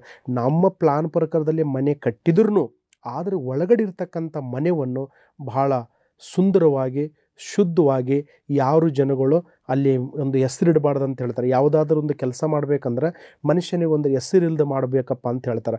ಚಿಕ್ಕ ಪುಟ್ಟ ಸಮಸ್ಯೆ ಇದ್ದೇ ಇರುತ್ತೆ. ಆ ಪ್ರಕಾರದಲ್ಲಿ ಈಶಾನ್ಯ ಭಾಗದಲ್ಲಿ ಭಾರವಾಗಿದ್ದು ವಸ್ತು ಇಡಬಾರ್ದು. ಆ ಜಾಗದಲ್ಲಿ ಮತ್ತು ಈಶಾನ್ಯದಲ್ಲಿ ಒಂದು ಹೇಳಿದ ಪ್ರಕಾರ ಒಂದು ಏನು ಹೇಳ್ತಾರೆ ಅಂದರೆ ಸಂತೋಷವಿರತಕ್ಕಂಥ ಈಶಾನ್ಯವನ್ನು ಇಟ್ಟರೆ ಈಶಾನ್ಯ ಭಾಗ ಒಂದು ಒಳ್ಳೆಯದು. ಇನ್ನು 3 ಭಾಗವನ್ನು ಒಂದೊಂದು ಟೈಮ್ ತಿಳಿಸ್ತೀನಿ ನಾನು. ಇನ್ನು ಮನೆಯ ವಾಸ್ತುಗಾಗಿ ಯಾವುದೇ ರೀತಿಯಾದಂತಹ ಸಮಸ್ಯೆ ನೀವು ಕೂಡ ಎದುರು ನೋಡ್ತಾ ಇದ್ದಲ್ಲಿ ವೀಕ್ಷಕರೇ, ನಮ್ಮ ಗುರುಜಿಯವರ ತಜ್ಞರು ಖಂಡಿತ ನಿಮ್ಮ ಮನೆಗೆ ನೇರ ಭೇಟಿ ಮಾಡಿ ಏನೇನು ಸಮಸ್ಯೆಗಳಿದೆ, ಅಂದರೆ ಯಾವ ವಾಸ್ತು ಸಮಸ್ಯೆಗಳಿದೆ ಅಂತ ತಿಳ್ಕೊಂಡು ಅದಕ್ಕೆ ಸರಿಯಾದಂತಹ ಒಂದು ಸೊಲ್ಯೂಷನನ್ನು ನಿಮಗೆ ನೀಡ್ತಾರೆ. ಇನ್ನು ನೀವು ದೂರವಾಣಿಯ ಮೂಲಕ ಕೂಡ ಅವರನ್ನು ಸಂಪರ್ಕ ಮಾಡಬಹುದು. ಇನ್ನು ಮನೆಯಲ್ಲಿ ವಾಸ್ತು ಸರಿ ಇಲ್ಲ ಅನ್ನೋದಾದರೆ ಖಂಡಿತ ಯಾರಿಗೂ ಕೂಡ ನೆಮ್ಮದಿ ಇರೋದಿಲ್ಲ. ಯಾಕಂದರೆ ಹಲವಾರು ರೀತಿಯಾದಂತಹ ಸಮಸ್ಯೆಗಳು ನಮ್ಮನ್ನು ಕಾಡ್ತಾ ಇರುತ್ತೆ. ಮಕ್ಕಳ ವಿದ್ಯಾಭ್ಯಾಸ ಆಗಿರ್ಬೋದು, ಮದುವೆ ಆದಾಗ ಮನಸ್ತಾಪಗಳಾಗಿರಬಹುದು, ಮನೆಯಲ್ಲಿ ಯಾವುದೇ ರೀತಿಯಾದಂತಹ ಹಣಕಾಸಿನ ಒಂದು ಸಮಸ್ಯೆಗಳಾಗಿರಬಹುದು, ಎಲ್ಲವೂ ಕೂಡ ನಮ್ಮನ್ನು ಕಾಡ್ತಾ ಇರುತ್ತೆ. ಇನ್ನು ಮನೆಯ ವಾಸ್ತು ಇದಕ್ಕೆ ಬಹಳ ಮುಖ್ಯವಾದಂತಹ ಕಾರಣ ಕೂಡ ಆಗಿರುತ್ತೆ. ಇನ್ನು ಮನೆಯನ್ನು ತಗೊಂಡಾಗ ನಾವು ವಾಸ್ತುಗಳನ್ನು ನೋಡಿರ್ತೀವಿ ಇಲ್ಲ ಅನ್ನೋದು ಬಹಳ ಮುಖ್ಯ. ಯಾಕೆಂದರೆ ಈ ರೀತಿಯಾದಂಥ ಸಮಸ್ಯೆಗಳಿಗೆ ಒಳಗಾದಾಗ ಖಂಡಿತ ಅದಕ್ಕೆ ಪರಿಹಾರ ಬೇಕಾಗುತ್ತೆ. ಇನ್ನು ಪರಿಹಾರವನ್ನು ನಮ್ಮ ಶಂಕರ್ ಪ್ರಸಾದ್ ಗುರೂಜಿಯವರು ನಿಮಗಾಗಲೇ ಈ ಕಾರ್ಯಕ್ರಮದ ಮೂಲಕ ಸಾಕಷ್ಟು ತಿಳಿಸಿದ್ದಾರೆ. ಮತ್ತಷ್ಟು ಪರಿಹಾರ ಬೇಕು ಅನ್ನೋದಾದರೆ ತಾವು ಕೂಡ ಅವರನ್ನು ನೇರ ಭೇಟಿ ಮಾಡ್ಬೋದು ಅಥವಾ ದೂರವಾಣಿ ಮೂಲಕ ಸಂಪರ್ಕವನ್ನು ಮಾಡಬಹುದು. ಹಲೋ ಹಲೋ, ನಮಸ್ಕಾರ ಸರ್. ನಮಸ್ತೆ ಮೇಡಮ್. ಎಲ್ಲಿಂದ ಕರೆ ಮಾಡ್ತಾ ಇದ್ದೀರಾ ಸರ್ ತಾವು? ನಾವು ಹುಬ್ಳಿಂದ ಮಾತಾಡ್ತಿದ್ವಿ ರೀ. ನಿಮ್ಮ ಹೆಸರು? ಬಸವರಾಜ್ ಅಂತ ಹೇಳಿ. ಓಕೆ, ವಾಸ್ತುಗೆ ಸಂಬಂಧಪಟ್ಟ ಹಾಗೆ ಗುರುಜಿಗಳ ಜೊತೆ ಮಾತನಾಡಬಹುದು. ಹೌದು, ಸ್ವಲ್ಪ ಕೊಡ್ರಿ. ಹಲೋ, ನಮಸ್ತೆ ಗುರುಜಿ. ನಮಸ್ತೆ ಬಸವರಾಜ್ ಅವರೇ. ಆರಾಮಿದ್ದೀರಾ? ಚೆನ್ನಾಗಿದ್ದೀವಪ್ಪ, ನೀವು ಚೆನ್ನಾಗಿದ್ದೀರಾ? ಚೆನ್ನಾಗಿದೆ ಗುರುಗಳೇ. ಹೇಗೆ ನಡೀತಾ ಇದೆ ಮನೆ ಕಡೆ ಕೆಲಸ ಕಾರ್ಯಗಳು? ತುಂಬಾ ಚೆನ್ನಾಗಿದೆ. ಬಹಳ ದಿನ ಆಯ್ತು ಫೋನ್ ಹತ್ತಿದ್ದಿಲ್ಲ ನಿಮ್ಗೆ. ಇವತ್ತ ಫೋನ್ ಸಿಕ್ತು ಲೈನು. ಓಕೆ, ಅದಕ್ಕೆ ಕರೆ ಮಾಡಿ ಒಂದು ಧನ್ಯವಾದ ಹೇಳೋಣ ಅಂತ ಹೇಳಿ ಕರೆ ಮಾಡಿದ್ದೆ. ಬಹಳ ಸಂತೋಷ, ಮಾಡಿದಕ್ಕೋಸ್ಕರ ನಮಗೂ ಬಹಳ ಸಂತೋಷ. ಫೋನು ಮತ್ತು ನಿಮ್ಮ ಮನೆ ಕಡೆ ಯಾವ ತರ ನಡೀತಾ ಇದೆ ವಾಸ್ತು ಬಗ್ಗೆ ಹೇಳಿದ್ದೀವಿ ಒನ್ ಟೈಮ್ ನಾವು ನಿಮ್ಗೆ. ಹೌದು ಗುರು, ಅದ ಮನೆ ಪ್ಲಾನ್ ಆಗಿ ಕೊಟ್ಟಿದ್ರಲ್ಲ, ಆ ಹೇಳಿ ಪ್ರಕಾರ ಮನೆ ಕಟ್ಟಿದೀವಿ. ಒಂದು 6 ಮಂತ್ ಮನೆ ಕಂಪ್ಲೀಟ್ ಆಯ್ತು. 6 ತಿಂಗಳಲ್ಲಿ ವರ್ಷ ಹೇಳಿದ್ರೆ 6 ತಿಂಗಳಾಯ್ತಾ? 6 ತಿಂಗಳಲ್ಲಿ ಆಯ್ತು. ಮೊನ್ನೆ ಯುಗಾದಿಗೆ ಮನೆ ಓಪನಿಂಗ್ ಆಯ್ತು ನಮ್ದು. ಓಕೆ, ಚೆನ್ನಾಗಿದೆ, ಚೆನ್ನಾಗಿ ಹೋಗ್ತಾ ಇದೆ. ನಿಮ್ಮ ಆಶೀರ್ವಾದ ಹೀಗೆ ಇರಲ್ಲ ಅಂತ ಕೇಳ್ತಾ ಇದ್ದೇವೆ. ಓಕೆ, ಭಗವಂತ ಎಲ್ಲ ಖಂಡಿತವಾಗಿ ನಿಮ್ಮಂತ ಕಷ್ಟದಲ್ಲಿರೋರಿಗೆ ಮತ್ತು ಅವರಿಗೆ ಸ್ವಲ್ಪ ವಾಸ್ತು ಸಮಸ್ಯೆ ಇದ್ದವರಿಗೆ ಖಂಡಿತ ಪರಿಹಾರ ಆಗ್ಬೇಕನ್ನೋದು ನಮ್ಮ ಭಾವನೆ. ಅದರಲ್ಲಿಂದ ನಿಮ್ಮ ನಿಮ್ಮ ನಿಮ್ಮ ಅನಿಸಿಕೆ ಕೇಳಬೇಕನ್ನೋದು, ನಿಮ್ಮ ಮನಸ್ಸಲ್ಲಿ ಏನೇನಿದೆ ಹೇಳಿ. ಈ ಮನೆ ವಾಸ್ತು ಬಗ್ಗೆ ಹೇಳ್ಬೇಕಂದ್ರೆ ತುಂಬಾ ಚೆನ್ನಾಗಿದೆ. ಯಾಕಂದ್ರೆ ವಾಸ್ತು ಪ್ರತಿಯೊಬ್ಬರಿಗೂ ಬೇಕಾದಂತದ್ದೇ ವಾಸ್ತು. ಅನೇಕ ತೊಂದರೆಗಳು ತಾಪರೆಗಳು ಬಂದಾಗ ಮನೆ ಕಾಡ್ತೈತಿ ಅಂತ ಹೇಳಿ ಜಾತಕ ಸರಿಲ್ಲ, ಅದು ಸರಿಲ್ಲ ಅಂತ ಹೇಳಿ ನೋಡ್ಕೊಂಡು ಹೋದಾಗ ಅವ್ರ ಹತ್ರ ಇವ್ರ ಹತ್ರ ಎಲ್ಲ ಜಾತಕ ತೋರಿಸಿದಾಯ್ತು, ಕೇಳೋದಾಯ್ತು, ಯಾವ್ದು ಹೊಂದಾಣಿಕೆ ಆಗ್ತಾ ಇರ್ಲಿಲ್ಲ. ಹೌದು, ಮನೆ ಕಟ್ಬೇಕು ಅಂತ ಹೇಳಿ 3 ವರ್ಷದಿಂದ ಪ್ಲಾನ್ ಮಾಡ್ಕೊಂತ ಇದ್ವಿ. ಓಕೆ, ಯಾವ್ದು ಕೈ ಗುರ್ತಾನೆ ಇರ್ಲಿಲ್ಲ. ಓಕೆ, ಅದು ಕೂಡ ಏನೋ ದುಡ್ಡು ಅರೇಂಜ್ಮೆಂಟ್ ಮಾಡ್ಕೊಂಡ್ವಿ, ಬ್ಯಾಂಕ್ ಲೋನ್ ಎಲ್ಲ ಹಾಕಿದ್ವಿ, ಎಲ್ಲ ಒಂದ್ಕೊಂದ್ ಹಂಗೆ ಮುಂದೆ ಹೋಗ್ತಾ ಇತ್ತು. ಓಕೆ, ಯಾವಾಗ ನಿಮ್ಮ ಪ್ರಕಾರ ಮನೆ ಪ್ಲಾನ್ ಹಾಕ್ಸ್ಕೊಂಡು ಕಟ್ಲಿಕ್ಕೆ ಸ್ಟಾರ್ಟ್ ಮಾಡಿದ್ವಲ್ಲ, ಓಕೆ, ಎಲ್ಲ ಅಡೆತಡೆಗಳು ಹೋಗ್ಬಿಟ್ಟು ಒಂದು ಒಳ್ಳೆ ರೀತಿಯಿಂದ ಮನೆ ಕಟ್ಟಿದ್ವಿ ಗುರುಗಳೇ. ಓಕೆ, ಒಳ್ಳೆ ಸಂದೇಶನೂ ಕೊಟ್ಟಿದ್ದೀರಿ. ನಿಮ್ಮಂತ ಭಕ್ತಾದಿಗಳಿಗೆ ಎಲ್ಲರಿಗೆ ಒಂದು ಮನೆ ಆಗ್ಬೇಕನ್ನೋದು ಪ್ರತಿಯೊಬ್ಬರಿಗೂ ಒಂದು ಆಸೆ ಇರುತ್ತೆ. ಮನೆಯಲ್ಲಿ ನಾನತ್ತಿರಿ ಅಕಸ್ಮಾತ್ ಮನೆ ಕಟ್ಟಕ್ಕಾಗಿಲ್ಲ ಮತ್ತು ಮನೆಯಲ್ಲಿ ಕಟ್ಟಿದ್ರು ಮನೆಯಲ್ಲಿ ತುಂಬಾ ತಾಪತ್ರೆ ಬೀಳ್ತಾ ಇರ್ತಾರೆ. ಕೆಲವು ಜನ ಮದುವೆ ಆಗಲ್ಲ, ಮಕ್ಕಳು ಓದಿರಲ್ಲ, ಆರೋಗ್ಯ ಸರಿ ಇರಲ್ಲ ಮತ್ತು ಕುಟುಂಬದಲ್ಲಿ ತುಂಬಾ ನರಳುತ್ತಾ ಇರ್ತಾರ. ಅದಕ್ಕೆ ತಕ್ಕಂತ ನಮ್ಗೆ 100ಕ್ಕೆ 100 ನಮ್ಮ ಕಡೆಯಿಂದ ಖಂಡಿತ ಪರಿಹಾರ ಇದೆ. ನಮ್ಮ ತಜ್ಞರೇ ನೇರವಾಗಿ ನಿಮ್ಮ ಮನೆ, ನಿಮ್ಮ ಅಡ್ರೆಸ್, ನಿಮ್ಮ ವಿಳಾಸಕ್ಕೆ ಬಂದು ಹೋಟೆಲ್ ಆಗಿರ್ಬೋದು, ಫ್ಯಾಕ್ಟ್ರಿ ಆಗಿರ್ಬೋದು, ಇಲ್ಲ ಮನೆ ಆಗಿರ್ಬೋದು, ಖಂಡಿತವಾಗಿ ಬಂದು ಅದಕ್ಕೆ ತಕ್ಕಂಥ ಪರಿಹಾರ ನಿಮಗೆ ಖಂಡಿತವಾಗಿ ಕೊಟ್ಟೇ ಕೊಡ್ತಾರೆ. ಇನ್ನೂ ಹೆಚ್ಚಿನ ಸಮಸ್ಯೆಗಳು ಹೇಳ್ಬೇಕಂದ್ರೆ ನಾವು ಗುರುಜಿ ಸತೆ ನಿಮಗೆ ನೇರವಾಗಿ ನಿಮ್ಮ ಫೋನಿನ ಮೂಲಕ ಸತೆ ಇಲ್ಲ ನೇರವಾಗಿ ಬೆಂಗಳೂರಲ್ಲಿ ಆಫೀಸ್ ಇದೆ ಅಲ್ಲಿ ಸತೆ ಬರ್ಬೋದು. ನೀವು ಫೋನ್ ಮಾಡೋದಕ್ಕೋಸ್ಕರ ಮುಂದೆ ಒಳ್ಳೇದಾಯಿತು, ಎಲ್ಲರಿಗೆ ಒಳ್ಳೇದಾಗಬೇಕನ್ನೋದು ನಮ್ಮ ಮಾರ್ಗದರ್ಶನ. ಮನೆಗೆ ಕಳಿಸ್ಕೊಡ್ತೀರಾ ನೀವು? ಕಳಿಸ್ತೀರಿ, ಅದು ಆಗ್ನೇಯೋತ್ರ ಅಂತ ಕಿಟ್ಟು ಬರುತ್ತೆ, ಅದು ಸತೆ ಕಳಿಸ್ಕೊಡ್ತೀರಾ? ಒಳ್ಳೇದು ಗುರುಗಳೇ, ನಾನು ಕರೆ ಮಾಡ್ತೀನಿ. ಆರ್ಡರ್ ಮಾಡ್ಬೇಕಾ ಹೇಗೆ ಗುರುಗಳೇ? ಆರ್ಡರ್ ಮಾಡಿ ಇಲ್ಲ ನಮ್ಮ ತಜ್ಞರ ಸತೆ ಬಂದು ನೇರವಾಗಿ ನಿಮ್ಮ ಮನೆ ಇಲ್ಲ ವಿಳಾಸಕ್ಕೆ ಕೊಡ್ತಾರ. ನಮಸ್ತೆ ಗುರುಜಿ. ಓಕೆ, ನಮಸ್ಕಾರ. ಪೂರ್ವ, ಪಶ್ಚಿಮ, ಉತ್ತರ, ದಕ್ಷಿಣ ಇದಕ್ಕೆ ಮೀರಿದ್ದೇ ವಾಸ್ತು ಅಂತ ಕೂಡ ಹೇಳ್ಬೋದು. ಇದಲ್ಲದೆ ಬೇರೆ ಸಾಕಷ್ಟು ಒಂದು ವಿಚಾರಗಳಿದೆ ಈ ವಾಸ್ತು ವಿಚಾರದಲ್ಲಿ. ಇದ್ರ ಬಗ್ಗೆ ಎಲ್ಲ ನಾವು ಕೂಡ ಮಾಹಿತಿಯನ್ನು ಪಡ್ಕೊಳ್ತಾ ಇದ್ದೀವಿ. ವೀಕ್ಷಕರೇ, ನಿಮ್ಮ ಮನೆಯಲ್ಲಿ ಕೂಡ ಯಾವುದೇ ರೀತಿಯಾದಂಥ ಸಮಸ್ಯೆಗಳಿದ್ದಲ್ಲಿ, ಮನೆಯಲ್ಲಿ ಸದಾ ಗಂಡ ಹೆಂಡತಿಯ ಜಗಳ ಆಗ್ತಾ ಇರಬಹುದು, ಅಥವಾ ಆರೋಗ್ಯದ ವಿಚಾರದಲ್ಲಿ ಎಲ್ಲರಿಗೂ ಆರೋಗ್ಯ ಹದಗೆಟ್ಟು ಹೋಗ್ತಾ ಇರ್ಬೋದು, ಅಥವಾ ಮನೆಯಲ್ಲಿ ಮಕ್ಕಳ ವಿದ್ಯಾಭ್ಯಾಸ ಆಗಿರಬಹುದು, ಅಥವಾ ನಿಮ್ಮ ಮಕ್ಕಳ ಮದುವೆ ಸಂಸಾರದ ವಿಚಾರಗಳಾಗಿರಬಹುದು, ಅಥವಾ ಹೊರದೇಶಕ್ಕೆ ಪ್ರಯಾಣ ಹೋಗಬೇಕು ಅಥವಾ ಹೊರದೇಶದಲ್ಲಿ ಹೋಗಿ ಓದಬೇಕು, ಕೆಲಸ ಮಾಡಬೇಕು ಅಂತ ಅಂದ್ಕೊಂಡು ಇದು ಯಾವುದೂ ಆಗದೆ ಹೋದಲ್ಲಿ ಎಲ್ಲವೂ ಕೂಡ ವಾಸ್ತುಗೆ ಕೂಡ ಸಂಬಂಧಪಟ್ಟಂತಹ ಒಂದು ಸಮಸ್ಯೆ ಆಗಿರಬಹುದು. ಸೊ ಹಾಗಿದ್ದಲ್ಲಿ ನೀವು ಕೂಡ ಶಂಕರ್ ಪ್ರಸಾದ್ ಗುರೂಜಿಯವರನ್ನು ನೇರ ಭೇಟಿ ಮಾಡಬೇಕು ಅನ್ನೋದಾದರೆ ಖಂಡಿತ ನಿಮ್ಮ ಟಿವಿ ಸ್ಕ್ರೀನ್ ಹೋಗೋ ನಂಬರ್ಗೆ ಕರೆ ಮಾಡಿ ಹೆಚ್ಚಿನ ಮಾಹಿತಿನ ಟೆಲಿಕಾಲೇಜ್ ನಿಮಗೆ ನೀಡ್ತಾರೆ. ನೀವು ಕೂಡ ಇವರನ್ನು ನೇರ ಭೇಟಿ ಮಾಡ್ಬೋದು. ಇನ್ನು ದೂರವಾಣಿ ಮೂಲಕ ಕೂಡ ಇವರ ಜೊತೆ ಮಾತನಾಡ್ಬೋದು ಅಂತ ತಿಳಿಸ್ತಾ ಇದ್ದೀವಿ. ಇನ್ನು ವಾಸ್ತು ಬರೀ ಮನೆಗೆ ಮಾತ್ರ ಸಂಬಂಧಪಟ್ಟದ್ದಲ್ಲ. ಅಂದರೆ ಈಗ ಸ್ವಂತ ಮನೆ ಇರೋರು ಮಾತ್ರ ವಾಸ್ತು ನೋಡಬೇಕಾ ಅಥವಾ ಬಾಡಿಗೆ ಮನೆಯವರು ಕೂಡ ವಾಸ್ತು ನೋಡಬೇಕು ಅಂತ? ಖಂಡಿತವಾಗಿ ಮನೆ ಅನ್ನೋದು ಪ್ರತಿಯೊಬ್ಬರು ಸ್ವಂತ ಆದರೇನು ಬಾಡಿಗೆ ಆದರೇನು ಎಲ್ಲ ನಮ್ಮದೇ ಮನೆ ಅಂತ ತಿಳ್ಕೊಂಡು ಎಲ್ಲ ಮಾಡೋಂಥ ಒಂದು ಮಾರ್ಗದರ್ಶನ ಇತ್ತು. ನಾನು ಈ ಶನ್ಯ ಬಂದ ಮೇಲೆ ಆಜ್ಞೆ ಅಂತ ಬರುತ್ತೇನೆ. ಆಜ್ಞೆ ರೂಪದಲ್ಲಿ ಇವಾಗ ಬಾಡಿಗೆ ಮನೆ ಯಾವ ಥರ ನೋಡಿ, ಎಷ್ಟೋ ಜನ ಜ್ಯೋತಿಷ್ಗಳಿಗೆ ಬಂದಿದ್ದು ನನಗೆ ಉತ್ತರ ಪೂರ್ವ ಬಾಗಿಲೇನೆ ಎಷ್ಟೋ ಜನ ಕೇಳ್ತಿರ್ತಾರೆ. ನನಗೆ ಪೂರ್ವ ಬಾಗಿಲೇನೆ ಬರಬೇಕು ಗುರುಗಳೇ, ನನಗೆ ಉತ್ತರ ಬಾಗಿಲೇನೆ ಬರಬೇಕು, ಆ ಭಾಗದಲ್ಲಿ ನಾರ್ತ್ ಈಸ್ಟ್ ಅಂತ ಹೇಳ್ತಾರೆ. ಆ ಥರದಲ್ಲಿ ಮತ್ತು ನಾರ್ತ್ ಈಸ್ಟ್ ಒಂದು ಭಾಗ ಇದ್ದರೆ ಮತ್ತು ದಕ್ಷಿಣ ಪಶ್ಚಿಮ ಒಂದು ಭಾಗ ಇರುತ್ತೆ. ಪೂರ್ವ ಪಶ್ಚಿಮ ಉತ್ತರ ದಕ್ಷಿಣ ಈ ಭಾಗದಲ್ಲಿ ನೋಡಬೇಕಂದ್ರೆ ನಾವು ಯಾವುದೋ ಒಂದು ಮನೆ ಬಾಡಿಗೆ ಇದ್ರೂ ಆ ಮನೆಯ ಫಲಿತಾಂಶಕ್ಕೆ ನಾವು ಫಸ್ಟು ನಂಬರ್ ಅಂತ ಹೇಳ್ತೀವಿ. ಆ ಮನೆಯಲ್ಲಿ ಯಾವ ನಂಬರ್, ಎಷ್ಟನೇ ನಂಬರ್ ಅಂತ ಬರುತ್ತೆ. ಎರಡನೇದಲ್ಲಿ ಬಾಗಿಲಿ ಅಂದರೆ ಡೋರು. ಆ ಡೋರ್ದಲ್ಲಿ ಯಾವ ಭಾಗದಲ್ಲಿ ಡೋರ್ ಇಟ್ಟಿದ್ದಾರೆ, ಏನು ಈಶಾನ್ಯ ಭಾಗದಲ್ಲೇ ಪೂರ್ವ ದಿಕ್ಕ ಕರೆಕ್ಟ್ ಐತೆನಾ ಬಾಡಿಗೆ, ಇನ್ನು ಆಗ್ನೇಯ ಮೂಲದಲ್ಲೇ ಕರೆಕ್ಟ್ ಐತೆ ಬಾಡಿಗೆ, ಇಲ್ಲ ಸೆಂಟ್ರು ಪೂರ್ವ ಮತ್ತು ನೋಡಬೇಕಂದ್ರೆ ಅಡಿಗೆ ಮನೆ ಆಗ್ನೇಯ ಮತ್ತು ಪೂರ್ವ ಈಶಾನ್ಯ ಸೆಂಟ್ರಲ್ಲಿದೆ ಇದು ಡೋರ್. ಈ ಥರದಲ್ಲಿ ತಿಳ್ಕೊಳ್ಳೋಂಥ ಒಂದು ಜಾತಕದ ಫಲಿತಾಂಶಕ್ಕಂತ ಇರುತ್ತೆ. ಜಾತಕ ತಿಳ್ಕೊಂಡ ಮೇಲೆ ಮನೆಯದು ವಾಸ್ತು ಬಗ್ಗೆ ಕರೆಕ್ಟವಾಗಿ ತಿಳ್ಕೊಬೇಕು. ವಾಸ್ತು ಸ್ವಲ್ಪ ಹೆಚ್ಚು ಕಡಿಮೆ ಆಗಿಬಿಟ್ನಂದ್ರೆ ಮನೆಯಲ್ಲಿ ಮನುಷ್ಯತ್ವವಾಗಿ ಅಲ್ಲಿ ಮೊಳ್ಕೊಂಬೋಕ್ಕೂ ಆಗೋದಿಲ್ಲ, ಯಾವುದು ಕಾರ್ಯ ಕಲ್ಯಾಣ ಮಾಡೋಕ್ಕೂ ಆಗೋದಿಲ್ಲ. ಏನು ಮಾಡಿದರೂ ಕೆಲವು ಪ್ಲಾನ್ಗಳಲ್ಲಿ ಯಾವುದು ಸಕ್ಸಸ್ ಆಗಲ್ಲ. ನಮಗೆ ಏನು ಸಿದ್ಧವಾಗಿ ಶುದ್ಧವಾಗಿ 24 hours ಮನುಷ್ಯ ಒಂದು 18-20 ಅವರ್ ಹೊರಗಡೆ ಇದ್ದರೆ ಒಂದು 6 ಅವರ್ 7 ಅವರ್ ಮನೆಯಲ್ಲಿ ಒಂದು ನಿದ್ದೆ, ಒಂದು ದುಡ್ಡು ಮತ್ತು ನೋಡಬೇಕಂದ್ರೆ ಒಂದು ಕಾರ್ಯ ಕಲ್ಯಾಣ, ಒಂದು ದೇವ್ರದ್ದು ಪೂಜಾ, ಈ ಥರದಲ್ಲಿ ಮನೆಯಲ್ಲೇ ಬರುತ್ತೆ ಪ್ರತಿಯೊಂದು. ಈ ಮನೆಯದು ಒಂದು ವಾತಾವರಣ ನೋಡ್ಕೋಬೇಕಾದ್ರೆ ನಮ್ಮ ಮನೆ ಜಾಗವನ್ನು ಹೇಗಿದೆ, ಈ ಸ್ಥಳವನ್ನು ಹೇಗಿದೆ, ಈ ಸ್ಥಳದಲ್ಲಿ ನಮ್ಗೆ ಬಾಡಿಗೆ ಮನೆಯಲ್ಲಿ ನೋಡಿ ಎಷ್ಟೋ ಜನ ಇವತ್ತು ಕೋಟಿಗಟ್ಟಲೆ ಮನೆಯಲ್ಲಿ ದುಡ್ಡು ಇರುತ್ತೆ, ಅವರಿಗೆ ಸ್ವಂತ ಮನೆ ಇರುತ್ತೋ ಸ್ವಂತ ಮನೆಗೆ ಯಾರು ಹೋಗಲ್ಲ, ಬಾಡಿಗೆ ಮನೇಲಿ ಇದೀವಪ್ಪ ಅಂತ ಹೇಳ್ತಾರೆ. ಎಷ್ಟೋ ಜನ ನಮ್ಮ ಕಡೆ ಬರ್ತಾ ಇರ್ತಾರೆ, ಗುರುಗಳೇ ಸ್ವಂತ ಮನೆ ಇದೆ, ಬಿಲ್ಡಿಂಗ್ ಇದೆ, ನಮ್ಮ ಬಾಡಿಗೆ ಮನೆಯೇ ತುಂಬ ಸಂತೋಷ ಆಗಿದೆಪ್ಪ, ಆ ಮನೆ ನಮಗೆ ಇಡಿಸಿಬಿಟ್ಟಿದೆ, ಆ ಮನೆ ವಾಸ್ತುಂಶಕ ಇದೆ ಅಂತ ಹೇಳ್ತಾರೆ. ಅದರಿಂದ ಬಾಡಿಗೆ ಮನೆ ಆದರೇನು, ಸ್ವಂತ ಮನೆ ಆದರೇನು, ಯಾವುದೋ ಮನೆಯಲ್ಲಿ ಯಾಕೆ ಇರಬೇಕು ಮನೆ, ಆ ಮನೆಯ ವಾತಾವರಣ ಹೇಗಿರಬೇಕು, ಆ ಮನೇಲಿ ಇರ್ತಕ್ಕಂಥ ವಾಸು ಸ್ಥಳ ಹೇಗಿರಬೇಕು, ಮನುಷ್ಯ ಯಾವ ಥರ ಮಲ್ಕೋಬೇಕು, ಯಾವ ಥರ ರೂಪದಲ್ಲಿದ್ದರೆ ನಮಗೆ ಹಣ ಉಳಿತಾಯ ಆಗುತ್ತೆ. ಇವಾಗ ಯಾವತ್ತು ಮನುಷ್ಯ ಎಷ್ಟೋ ಸಂಪಾದನೆ ಮಾಡ್ತಾ ಇರ್ತಾನೆ, ದುಡ್ಡನ್ನೇ ಉಳಿಯಲ್ಲ, ಕಣ್ಣಿಗೆ ಕಂಡಿದ್ದು ಕೈಗೆ ಬರ್ತಾ ಇಲ್ಲಪ್ಪ ಅಂತಾರೆ. ಎಷ್ಟೋ ಪ್ಲಾನ್ ಮಾಡಿದರೆ ಸಕ್ಸಸ್ ಆಗ್ತಾ ಇಲ್ಲ. ಪ್ಯಾಕೆಟ್ ಮಣಿ ಹೋಗ್ತಾ ಇರ್ತದೆ, ಮನೆಯಿಂದ ದುಡ್ಡು ಹೋಗ್ತಾ ಇರುತ್ತೆ, ಒಂದು ನೀರು ಹರಿದಂಗೆ ಹರಿತಾನೇ ಇರುತ್ತೆ, ಮನುಷ್ಯ ನಿಂದಿರೋದೇ ಇಲ್ಲ. ಏನೋ ಮನೇಲಿ ಇದೆ ಬಿಡಪ್ಪ, ಏನೋ ಪ್ರಾಬ್ಲಮ್ ಇದೆ, ಏನೋ ತೊಂದರೆ ಇದೆ, ನಮ್ಮ ಕಣ್ಣಿಗೆ ಕಾಣಿಸ್ತಾ ಇಲ್ಲ ಗುರುಗಳೇ ಅಂತ ಎಷ್ಟೋ ಮಕ್ಕಳದು ಜಾತಕ, ದೊಡ್ಡವರು ಜಾತಕ, ಮನೆ ವಾಸ್ತುದು ಪ್ಲಾನ್ 108 ಪ್ರಶ್ನೆಯನ್ನು ಮನುಷ್ಯರ ಹತ್ರ ಕಾಡ್ತಾ ಇರುತ್ತಂತ ಹೇಳ್ಬೋದು. ಇನ್ನು ಜೀವನದಲ್ಲಿ ಒಮ್ಮೆ ಮನೆ ತಗೊಳ್ಳೋದೇ ಬಹಳ ಕಷ್ಟ ಅಂತ ಕೇಳ್ಪಟ್ಟಿದ್ದೀವಿ. ಸೊ ಹಾಗಿದ್ದಲ್ಲಿ ಆ ಮನೆಯನ್ನು ತಗೊಳ್ಳುವಾಗ ಅಥವಾ ನಿವೇಶನಗಳನ್ನು ಕೊಂಡ್ಕೊಳ್ಳುವಾಗ ಬಹಳ ಒಂದು ಜಾಗೃತೆಯಿಂದ ವಹಿಸಬೇಕು. ನಾವು ತಗೊಳ್ಳುವಂತಹ ನಿವೇಶನಗಳು ಯಾವ ರೀತಿ ಇದೆ ಅಂತ ಕೂಡ ತಿಳ್ಕೊಳ್ಬೇಕು. ಅಕ್ಕಪಕ್ಕ ಒಂದು ಸೈಟ್ಗಳಾಗಿರ್ಬೋದು ಅಥವಾ ಅಕ್ಕಪಕ್ಕದಲ್ಲಿ ಯಾವ ಒಂದು ಪರಿಸರ ಹೇಗಿದೆ ಅಂತ ತಿಳ್ಕೊಳ್ಳೋದು ಕೂಡ ಬಹಳ ಮುಖ್ಯ ಆಗ್ತಾ ಹೋಗುತ್ತೆ. ಇನ್ನು ಮನೆ ಅಂತ ಬಂದಿದ ತಕ್ಷಣ ಕಟ್ಟಿರುವಂತಹ ಮನೆಯನ್ನು ತಗೊಳ್ಳೋದು ಉತ್ತಮ ಅಂತ ಹೇಳ್ತೀರಾ, ಅಥವಾ ಖಾಲಿ ನಿವೇಶನಗಳನ್ನು ತಗೊಳ್ಳೋದು ಉತ್ತಮ ಅಂತೀರಾ, ಅಥವಾ ಈ ಕಟ್ಟಿರುವಂತಹ ಮನೆಯಲ್ಲಿ ಯಾವ ರೀತಿ ವಾಸ್ತುಗಳನ್ನು ನೋಡಬೇಕಾಗತ್ತೆ ಮತ್ತು ನಿವೇಶನಗಳಿಗೆ ಹೇಗಿರೋ? ಖಂಡಿತವಾಗಿ ಯಾವುದೂ ಮನೆಯನ್ನು ವಾಸ್ತು ಸ್ಥಳವನ್ನು ನೋಡಿದಾಗ, ಯಾಕಂದರೆ ಇವತ್ತು ಮನೆ ಪ್ರತಿಯೊಬ್ಬರು ಕಟ್ಟಿದ ಮನೆ ತೊಗೊತಾರೆ, ಕೆಲವು ಅಪಾರ್ಟ್ಮೆಂಟ್ ತೊಗೊತಾರೆ, ಕೆಲವು ಸೈಟ್ ತೊಗೊಂಡೇ ಕಟ್ಟಿಸ್ತಾ ಇರ್ತಾರೆ. ಅವರವರು ಪ್ಲಾನ್ ಪ್ರಕಾರದಲ್ಲಿ ಅವರು ಕಟ್ಕೊಂಡಿರ್ತಾರೆ. ಆದರೆ ಅದೇ ಪ್ಲಾನ್ ಪ್ರಕಾರದಲ್ಲಿ ಇವ್ರ ಮೈಂಡಲ್ಲಿ ಇರೋದಲ್ಲ. ಯಾಕಂದರೆ ಇವತ್ತು ಗಂಡಗೆ ಇಷ್ಟ ಆಗಿದ್ದು ಮನೆ ಹೆಂಡ್ತಿಗೆ ಇಷ್ಟ ಆಗಲ್ಲ, ಹೆಂಡ್ತಿಗೆ ಇಷ್ಟ ಆಗಿದ್ದು ತಂದೆಗೆ ಇಷ್ಟ ಆಗಲ್ಲ, ತಂದೆಗೆ ಇಷ್ಟ ಆದ್ದು ಮಕ್ಕಳಿಗೆ ಇಷ್ಟ ಆಗಲ್ಲ. ಇದರಿಂದ ಕೆಲವು ಜನ ಏನು ಮಾಡ್ತಾರಂದ್ರೆ, ಅಯ್ಯೋ ಕಟ್ಟೋದು ತುಂಬ ರಿಸ್ಕ್ ಕಣಪ್ಪ, ನಾನು ಸುಮ್ಮನೆ 1 ಕೋಟಿ ರೂಪಾಯಿ ಹೋದ್ರ ಚಿಂತೆ ಇಲ್ಲ, ಒಂದು 75,000 ರೂಪಾಯಿ ನನ್ನ ಕೈಲೇ ಹಾಕ್ಕೊಂಡು ಒಂದು 25,000 30,000 ಒಂದು ಲೋನ್ ತೊಗೊಂಡು ಇದ್ದಿದ್ದ ಮನೆಯೇ ಸರಿ ಮಾಡೋಣ ಅನ್ನೋಂಥ ಜನ ಸ್ವಲ್ಪ. ಆದರೆ ಅದು ಸರಿ ಮನೆ ಮಾಡಬೇಕಂದ್ರೆ ಆ ಮನೆಗೆ ಹೋದ್ಮೇಲೆ ನಾವು ಕೆಲವು ವಾಸ್ತು ತಿಳ್ಕೊಂಬೋಣ, ವಾಸ್ತು ನೋಡೋಣ.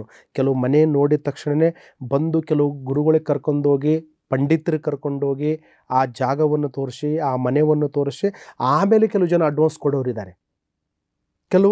ಕೆಲವು ಜನ ಏನು ಹೇಳ್ತಾರೆ, ಹಿರಿಕರು ಅಂದರೆ ನಮ್ಮ ಹಿರಿಮ ದೊಡ್ಡ ತಲೆ ಅಂತ ಹೇಳ್ತಾರೆ, ಒಂದು ದೊಡ್ಡ ಮನೆಯವರು ಅಂತಾರಲ್ಲ, ಆ ರೂಪದಲ್ಲಿ ಒಂದು ಬುದ್ಧಿವಂತರು, ವಿದ್ಯಾವಂತರು, ಗುರುಗಳು ಆ ಥರದಲ್ಲಿ ಕರ್ಕೊಂಡು ಹೋಗಿ ಈ ಮನೆಯೇ ತಗೋಬೇಕಪ್ಪ ನನಗೆ ಇಷ್ಟ ಆಗಿದೆ ಅಂತ ಮಕ್ಕಳು ಅವರು ಗಂಡ ಹೆಂಡತಿಯಲ್ಲಿ ಕೂತ್ಕೊಂಡು ಮಾತಾಡಿದ ನಂತರ, ಒಂದು ಗುರುಗಳ ಹತ್ರ ಮಾರ್ಗದರ್ಶನ ತೋರಿಸಿದ ನಂತರ ಆ ಮನೆಯಲ್ಲಿ ಅಡ್ವಾನ್ಸ್ ಕೊಡೋಂಥ ಒಂದು ಮಾರ್ಗದರ್ಶನ ಪ್ರತಿಯೊಬ್ಬರಿಗಿರುತ್ತೆ.